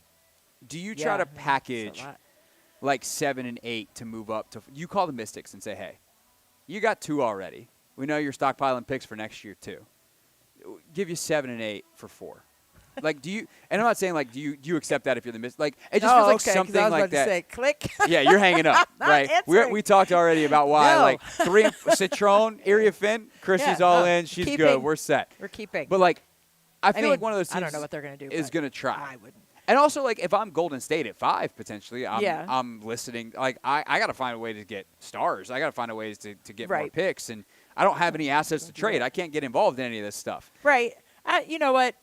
I've heard so many different scenarios for a lot of things like that, not just moving up to try to take 3 and 4 from the Mystics and do some things, but packaging things to try to get 1 from Dallas. Of course. You know, and had a chance to listen in on a call with like 4 GMs in the WNBA, and, you know, a lot of them are saying they're not going to answer a lot of those calls. So I don't know if there'll be a lot of movement in that way. If I'm wrong, then I'm wrong. But I'm just going on what I heard from them, and they're in the dark room, sitting there with their people, making those choices. So I wouldn't make any moves. I mean, if I had 3 first-round picks or 2 first-round picks like Connecticut and Chicago, I would just stay pat with that and try to build out and try to do the best with what we have, because that's a rarity. I feel like those two teams maximize while they're in the similar positions in the draft, like they're at such different team building places. Like Angel Reese proved last year, like she's a building block that you can like build a winning team around. Absolutely. She drove a lot of winning, and I think she's way better based on what we saw in Unrivaled. Yeah. You know, her finishing around the rim, like much better. The story where she's working with Lisa Leslie is cute. It was also effective. Like, she finished much better around the rim. Much better balance and everything touch, you know, and Lisa Leslie got her in that gym a little bit and, you know, got those reps in. That's what it's all about anyway. I mean, you could talk to anybody in any sport their rookie year. You talk to Skylar Diggins-Smith, her rookie year, right, and how she came back the next year was most improved. So everybody makes a jump. So I'm looking forward to seeing that. So they've got that piece where Connecticut's got nothing. Right. Their whole team left in free agency. They're depleted. I don't know what – I mean, they're probably trying to be real bad and get a top pick next year at this point, because I don't know what other options they have. I don't know. So, like, if you're them or like if I'm them, I'm trying to see, like, can I call, again, Washington, for instance, and be like, we want to come up and take Area Finn because we think she's a building block that we can build around. And if you're Washington, you're probably hanging up because you're like, same. Right. That's what I'm saying. She's awesome. Like, I don't want your 7th and 8th picks. But maybe you consider maybe you consider it if you're Washington. Who knows? But I think like it just feels like for this many teams to have this many assets, it just doesn't feel like it's going to be a quiet night. Because also, you know, if you're another team and you're, I don't know, you're Las Vegas and you're not in the first round, is there a player on your team that you'd be willing to trade for 7 and 8? Man. That's a better question. And so you could see some vets move today too, and especially like again, Carly. Big Carly Samuelson fan. Yeah. I hate that she got moved on a personal level. I get it from a business standpoint. Right. But like if Carly Samuelson as a role player, Yeah. shooter, is worth a first-round pick, Yeah. like some of these values are pretty high. No, I mean, and when I say I hate trades, I hate the trades From emotionally. Yes. Financially and fit-wise, it has to be done. And it's a business. I don't have to like the business side of it. I love the personal side of it. Right. So that's what I'm speaking from. But with that being said, I think you're right. There could be a lot of moves that we don't know about, that vets could be shopped around and twisted through the league a little bit there. And just see especially if they going can back to move what we up. just talked about, Yeah, too. the right? CBA. The CBA, every Yes. vet is on a one-year deal. Every vet's on a you're 1 not, year. You're not, yeah, you might be burning a bridge with that vet to re-sign them in the future, but Yeah. it's not like you're trading someone that you have control over for multiple years. Right. You can clear books at the end of the season. And if you have a vet, that's a big chunk of money, right? Yeah. Well, their contract's going to expire, but like right, but you're still, not, that's like more that you don't have to pay after, right? If there is something in the CBA for vets who can make an exponential amount. Oh, you're talking about to re-sign. To re-sign. Yeah. You know what I'm saying? For sure. So they're at the end of the year, like you don't have to do that. So that's saving you another stack of money. Right. Because it's a vet. The way the NBA works, you can re-sign your own players for more than you can. So if the WNBA adopts that, 100%. Absolutely. Now, and if that's a player you're willing to move on from, that's an interesting point as well. There's a lot of financial buttons that are going to get pushed tonight, and some stuff that might not make sense until a year from now. Right. But I feel like with as many teams that have this amount of assets in the war chest, they all got to be saving for something. And there's been rumors, of course, all offseason about Paige Beckers and whether or not she wants to play for Dallas. I think if that all of a sudden comes to be in the next hour, then nobody's got a better chance in terms of their war chest of assets than Washington. Right. But the Mystics are also very set up to take very good players. We will give you a look on what Washington could be looking at in the top half of the first round next here on the Team 980.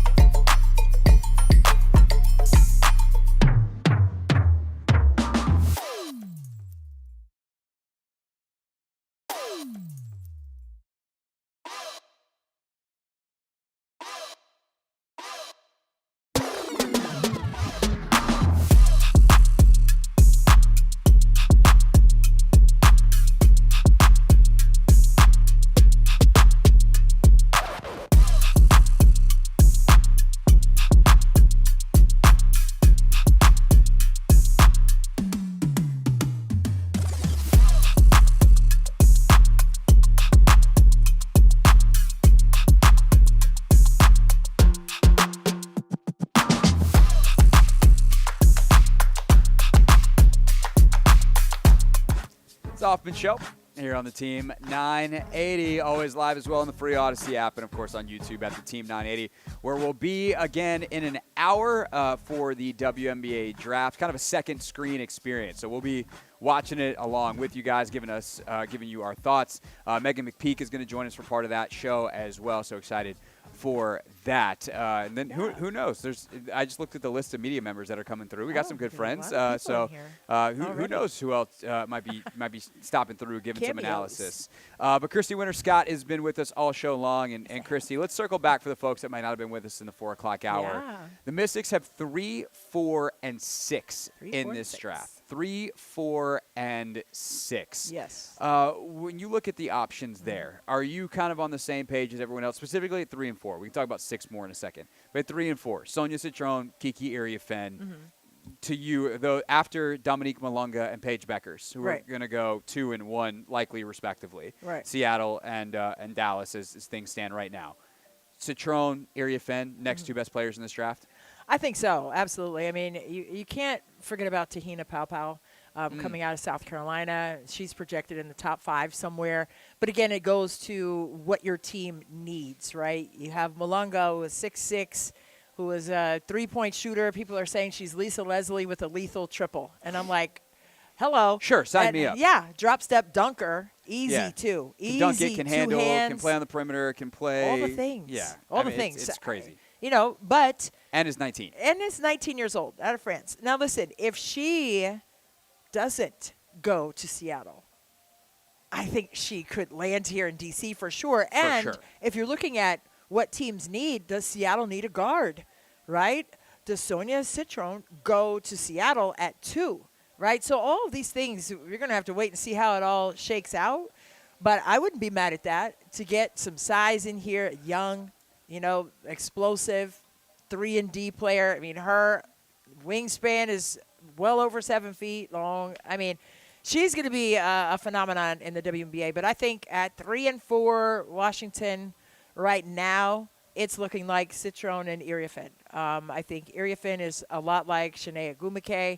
Her sister is the president of the WNBPA, NECA. But I think she is going to be a player who has a tremendous upside in the league. I think she is a player who has kind of flown under the radar of Juju Watkins this season. And she's been, right, she was Juju, but she was also Cam Brink at Stanford. That. So talking about 2 elite players that she's played with and is still going to be near the very top of this draft. Yeah, but a Stanford cutout, right? You're looking at what Tara Vanderveer recruited in her. She saw a lot of Shanae Agumike and Kiki Iriafen, right? So, excuse me, I think with that being said, I think you're looking at a player who is great in the slot area, which is that mid-post, on pick-and-roll options. She is a great reader of defense in those pick-and-roll reads. I think she's 6'5", 6'6". I mean, she can move well. She has that nice, soft mid-range shot that you have to have. Too, like great feet down there, baby hook. There was a shot early. She's got all of it down there. In their, I guess it was their Elite Eight game against UConn. So then they played, where like she hit kind of that dirt one-footed fadeaway. Oh, the fader, yeah. And I was like, okay. She's got feet. Yeah, she's got great feet. I love to say that, but that means she has good body balance. And when you have that, you can get your shots off with ease. But I think with Citron, I mean, another player who kind of has been a complimentary role player. Yeah. And I hate to say that about Kiki because she has been, at the beginning of the year anyway, for USC, kind of a dominating force inside. But then when teams started taking that away and playing different defensive schemes as well as on Juju Watkins, and they were kind of playing on the same side of the court, but they started making them work a little harder for that two-player action as the season progressed. But, they did beat UCLA. One of the 2 losses that they had during the regular season were to USC. So they are great defenders. So with Kiki, I think that's the side of the court that she needs to get better at, right? Yeah. Especially in the WNBA. She's a great defender, but I think she'll be challenged because of all of the switching that's going to occur. So she's got to be able to switch out and play some guards at some point. But if you want to get someone who can play some defense, Sonia Citron, now that's your girl. And you talk about the Notre Dame USC matchups. Yes. There is arguably no one who did a better job on Juju this year than Sonia Citron. Absolutely right. I mean, she has her arms. We're talking about her wingspan, too, on the perimeter. But she's also a 3-and-D player who can knock in triples. She can shoot the ball as well, right? She's got to get better in the mid-range with her shots because once she gets into traffic, it's a little more difficult for her, and it's going to be even more so in the WNBA. But she has a quick lift, and she can knock in threes. But defensively, she takes a lot of pride on the defensive end. And I had a lot of those Notre Dame games. It was Olivia Miles. It was Hannah Hidalgo. And then, oh, my God, who is this kid? Sonia Citron. And she was out there really doing a magnificent job of staying efficient with her shooting ability from range, especially in transition. So those are the prospects that you're probably looking at 3 and 4. Let's wild card this. Yeah. And maybe this is a player they could take a shot at 6 still. We'll see who winds up going 5 to Golden State. Again, Seattle has 2, Dallas has 1, Washington 3, 4. Golden State, first pick outside of the lottery. That is what they get as an expansion team. So they are picking 5th in this draft. Right. And so whether it's taking a total flyer on someone at 3 or 4 or somewhere at 6, is there another player in this draft who you think could have like the A-level star, build a team around, they're the number 1 option type of upside? Is there someone who is like, there's a chance it goes sideways. There's a chance that they just settle into a nice role player career, be it 2. But that their potential is like all WNBA, all-star superstar that is somewhere down the draft. Can I have 2? Sure. Most drafts you don't have one. Most drafts is like, it's Malunga and Beckers, and that's it, and that's all. Yeah. And who knows? And then you wind up with Nikola Jokic and whatever. But like, who are the 2 that stand out that fit that profile for you? I mean, I think Sonia Rivers. I think her ability to defend. I mean, I'm always going to start with the defensive end, right? Because your offense is going to translate in the way the team needs for it to. But can you defend? That's what's going to get you on the floor. Your ability to stop people and your ability to rebound and your ability to make good plays in terms of your passing and good decisions with the basketball. So I'm going to say Sonia Rivers, and she does need to get a little bit better with her playmaking ability. But her finishing at the rim and her long arms, I mean, she's magnificent at that. And she gets into the passing lanes, and she's going the other way. She started at South Carolina. We understand Dawn Staley does not choose players who don't play hard and well. Yeah. I'm going with her. And then we got to go with Cheyenne Sellers, right? With everything that she was able to do for Maryland this year, led the team in assist, but she is a stalwart on the defensive end. I mean, she's going to be in a stance. They did a lot of switching. They played straight up. I think the challenge on that side of the floor is going to be there for her in the WNBA, but I think she's made for that. Her ability to stretch the floor from 3, but also get to that midi and get all the way downhill, I think, is something that's going to translate as well in the WNBA. Yeah, I think Sellers is such an interesting one too, and she's probably the most popular player mocked at 6 to she Washington. I've seen that. So there's a lot of prognosticators, and typically I found WNBA mocks pretty accurate. Although this year I think it's worth mentioning they are more all over the place than I think I've ever seen in the last couple of years. Which is great. So many great players. Yeah, I picked 2. Yeah, there's players that. Some lists like Tiana Paopao. You said for her or for you, she might be a top 5 player in this draft. Easily. She might wind up as a 2nd-round pick. Yeah. Like I've seen both. Juice. Van Lith. Van Lith. Yeah. So there's definitely a lot of variety and beauty is in the eye of the beholder, if you will, in this draft. But I think for Sellers, you talk about how would someone like that slip through and become a star? Yeah. The fact that she's coming off of a major injury a year ago, where you might not really understand her potential, where it's like, oh, wow, like maybe the thing that we didn't see was caused by that knee. Now that knee's right. Yeah. She can go to that next level. I think that's a really intriguing thing that I think is also worth pointing out. Like this process, we spend so much time on the show on the NFL draft. It is an exhaustive process. The college football season ended in January. Right. The draft is not until April 24th. So we are mercifully 10 days away from the NFL draft. The women's college basketball season ended a week ago tonight. Right. Tonight, 1 week ago. Yeah. And today there is going to be the Just WNBA like draft. Boom, boom. And so Gotta there's not go. time. Like Yeah. some players will do like one workout here, whatever. And of course, if your season ended a couple weeks sooner, Before that. then maybe there's a little bit more time. Yeah. But there's Not a lot. not as much of the medical testing. Right. There's no combine. The The vetting. NBA has, the NFL has. So someone like a Sellers who That's has a true. knee thing, they're going to try to talk to her agent. They're going to try to talk to her as best they can. but there is a level of flying blind that I think is worth acknowledging that makes this draft just a little bit different from the rest. True. All right. We'll get our final thoughts in. Again, the draft is at this point about 45-ish minutes away. We'll be watching it here from Capital One Arena. Again, we'll be live on YouTube during as well for the first round. But we'll get our final thoughts in here on the radio show next. Christy Winters-Scott with me, Craig Hoffman, as we wrap up next after another final look at what's trending.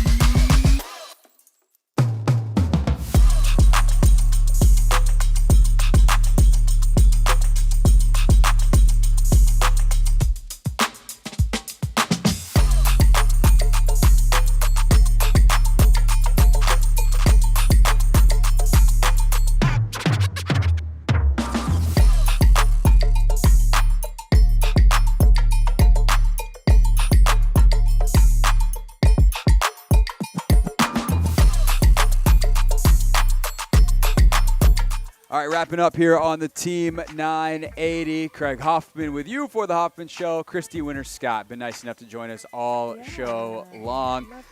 Coming up at 7:30 on our YouTube page at the Team 980, where we're streaming live right now. We're going to reset the stream. So if you're watching now, go get dinner, go get a snack, go get something, and then rejoin us at 7:30, and we will be talking about the WNBA draft as it happens. Mystics 3 first-round picks. The draftees are hitting the orange carpet right now. Christy and I were just checking out some of the fashion in the break. Some excellent choices. They look great.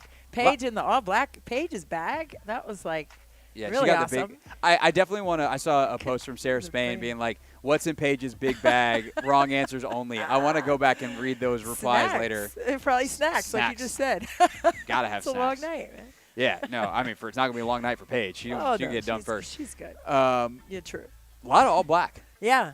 That's I think Kiki Irifen had on a really gorgeous gold dress, and her hair was impeccable. The blonde. Yes. We've seen the blonde with her. She's been wearing the blonde pony all year. But, it's different when it's down. When it's down. And the dress was saying something. Yeah, all of them look beautiful. I love that, how they express themselves. It's like artwork, Yeah. Fashion. It's so different, too, than, the back in the day, what they made. I would say they made them wear, but that basically was what they made. It's like bad prom dresses. I know. Terrible. Now it's full expression of their own personalities, and that's what makes fashion beautiful. And so many of them, I'm not saying this, in a negative way. They have established brands and, established. Yes. And some of it's, on the NIL or the Instagram level, whatever you want to call it. But, they're not new to this. The idea that they would be on a red carpet is not something it's not just Paige. No. But Paige has been on a lot of red carpets. Yeah. But certainly plenty of these other players, whether it's something for the school or some of the brands they work with, this is being in the spotlight is not new in the way that 10. Maybe even 5 years ago, coming out of college was a very different step into a spotlight for a WNBA prospect. I just flashed myself back to walking into a game on and getting pictures taken. I don't know how that would feel. I know now in the media or whatever, but as a player, it's you're so the for me, I was very is such a thing now. Locked in. It's hard to switch back to being in that mode, where you just want to go out and do everything right and stay focused. But I think it's beautiful, though. I love it. And I think the NILs have a lot to do with it. But I would have loved to do it. And it's kind of the been challenge a thing of in men's sports for years, too, anyway. Dudes in the NBA have been dressing. I mean, Russell Westbrook is obviously a game changer in that. And, he took it to a different level. And he took it to some very interesting places. Yeah, D. Wade. Yeah. But, you see that. I mean, Anthony, we're in the Commanders' locker room now. Those dudes are dressing up. And, again, it's 16 games versus – 82, but plus playoffs. Them dudes got their chains on and they're all dressed up and trying to get fits off, which sometimes looks very silly when they lose. But is what it is. It's fun. Yeah. I think it's fun. It was just I was trying to imagine what that would feel like to go and compete after that. You know what I mean? But I think it would still be. I would be intrigued. I mean, fashion. I wanted to major in fashion in college, but went away from that obviously. But I've always been intrigued with the expression. Of yourself, and you don't have to be like anybody else. That's the one thing you can do for yourself, that you don't have to be like everybody else. Yes. So do you? I think it's awesome. I think it's simple. Feel good, play good, and one of my best friends, he plays for the Colts. Okay. And he on game days at Lucas Oil Stadium, he is dressing to impress. Now he goes on the road, he'll put on a suit. Right. And even this offseason, he's whipped out some suits. I'm like, where'd you get that from? He it. has more stuff in his bag. Literally, Paige's bag. Z got his second contract and was like, I'm going to show you. I'm going to show you what I got. He has a lot of stuff, man. So, I don't blame them for, coming out here looking as good as they do. Yeah. Yeah. You get one draft play night, well. too, Yeah. Right. You get one draft night. And you're going to look back on legacy. those photos forever. Yeah. Those, the years from now when they do the retrospectives and the what am I thinking? The montages at the start of the draft every single year. Oh, they're yeah. Gonna have, This is what happened when this you're, year. Yeah. especially if you're a top player, you go out and have a great career. It's gonna be oh, that was her on draft night. Right. Yeah. What'd you look like? It's a legacy. And so they're setting themselves up for success tonight. That's for sure. It's beautiful. When we talk about this actual draft tonight, Christy, what are you looking for? Obviously, in some ways, it feels like we know the first 4 picks. Right. But who knows? There could be a surprise. No. Yeah. We'll see. They don't know yet. Something here in the first 4. Obviously, 2 of those will be made by the Mystics. Is 5 then with Golden State like the pivot point for you in this draft? I think so. The GMs that were on the call with the league just a couple of days ago, they were kind of joking with one another, like, you tell me who you're going to take, and I'll tell you who I'm going to take. And they were just kind of being a little, obviously, facetious with it. But I think, I think that 5th pick is going to be the pivotal one. I think that's going to tell what the rest of that first round is going to look like. Tahina Paopao, like I said, is right in that mode, in that area. That's where I feel like I've seen the most variance in drafts. 5 and 6. Paopao, Juice, the Lithuanian guard. Right. We've seen Anissa Moro, I think, is probably the player I've seen mocked the most there. Yeah. But for as often as we've seen Cheyenne Sellers be mocked 6 to Washington, I don't feel like I've seen her at 5 at all. What if they go and take Cheyenne Sellers? And then, again, the deck of cards is like thrown into the air, and they restack them and go to the next one. But I think it's going to be very intriguing to see what teams tell us they are in need of. Yeah. By how they draft, especially in that first round. And I want to see what that looks like, right? Not just on paper, but out here on the court. I want to see what that looks like with the players already on the roster. You're building around what you have, right? You're also building something from the draft, but you're building to what you already currently have on the roster. So I want to see what they deem is perfect in terms of fit for their respective organizations. For and sure. teams. I also think once we get into this, like the Rookie of the Year conversations could be fascinating. Last year, like, we kind of knew it was going to be Caitlin, not just because of how generational, how prodigious she was as a prospect, but Indiana was like, here are the keys, kid, drive. Yeah. Like, if Paige winds up in Dallas, which as we've gotten closer, I think obviously we're still holding out some hope that Paige last second is like, so I got all dressed up and I'm not going to Dallas. I would like to go somewhere else. And is there a big trade? And Washington would certainly be a place that she wants to be. But if she's, whatever concerns she had about Dallas have been assuaged and she winds up going there, she's going to be playing with Arike Ngubuale. Yes. She's going to have another guard who's got the ball in her hands all the time. And I still think Paige she'll certainly be the betting favorite for Rookie of the Year. But I do think it's interesting to see like what kind of impact this class makes after last year's class was so unprecedented in what they were able to do. Right. I mean, I think you also have to gauge, MVPs are so hard to put a label on because how do you make everyone else better too? Right? Are you dominating, like, just by being you? What's your record as a team? Yeah. Like, are you making the team better as well as being a star in your role? And then that lifts you to a different level. So, for me, it's always hard to quantify what that MVP is or what that Rookie of the Year award is. Candace Parker did it. Both awards were in her pocket, right, in her bag when her rookie year was over. So, could that be the case for Paige? Could she be an MVP? I know that would start up a lot of that would be crazy. Different conversations. She's awesome. But she makes everyone around her better. And whether that's emotionally or tactically speaking, she is a lifter, right? She's going to make you better just by being on the floor with her. Seconds. So the presence is going to make a difference for a lot of people. Yeah, I am fascinated to see what she can do as a rookie. I think I don't know if she's going to be quite what Clark was, and part of that is opportunity. But she is definitely going to be a playmaker this year in the WNBA. Here we go. The draft starts in about half an hour. We'll be back live on YouTube. Christy, thank you so much for joining us. A pleasure. We'll be back tomorrow to recap everything and whatever else happens in the world of sports. We'll see you then.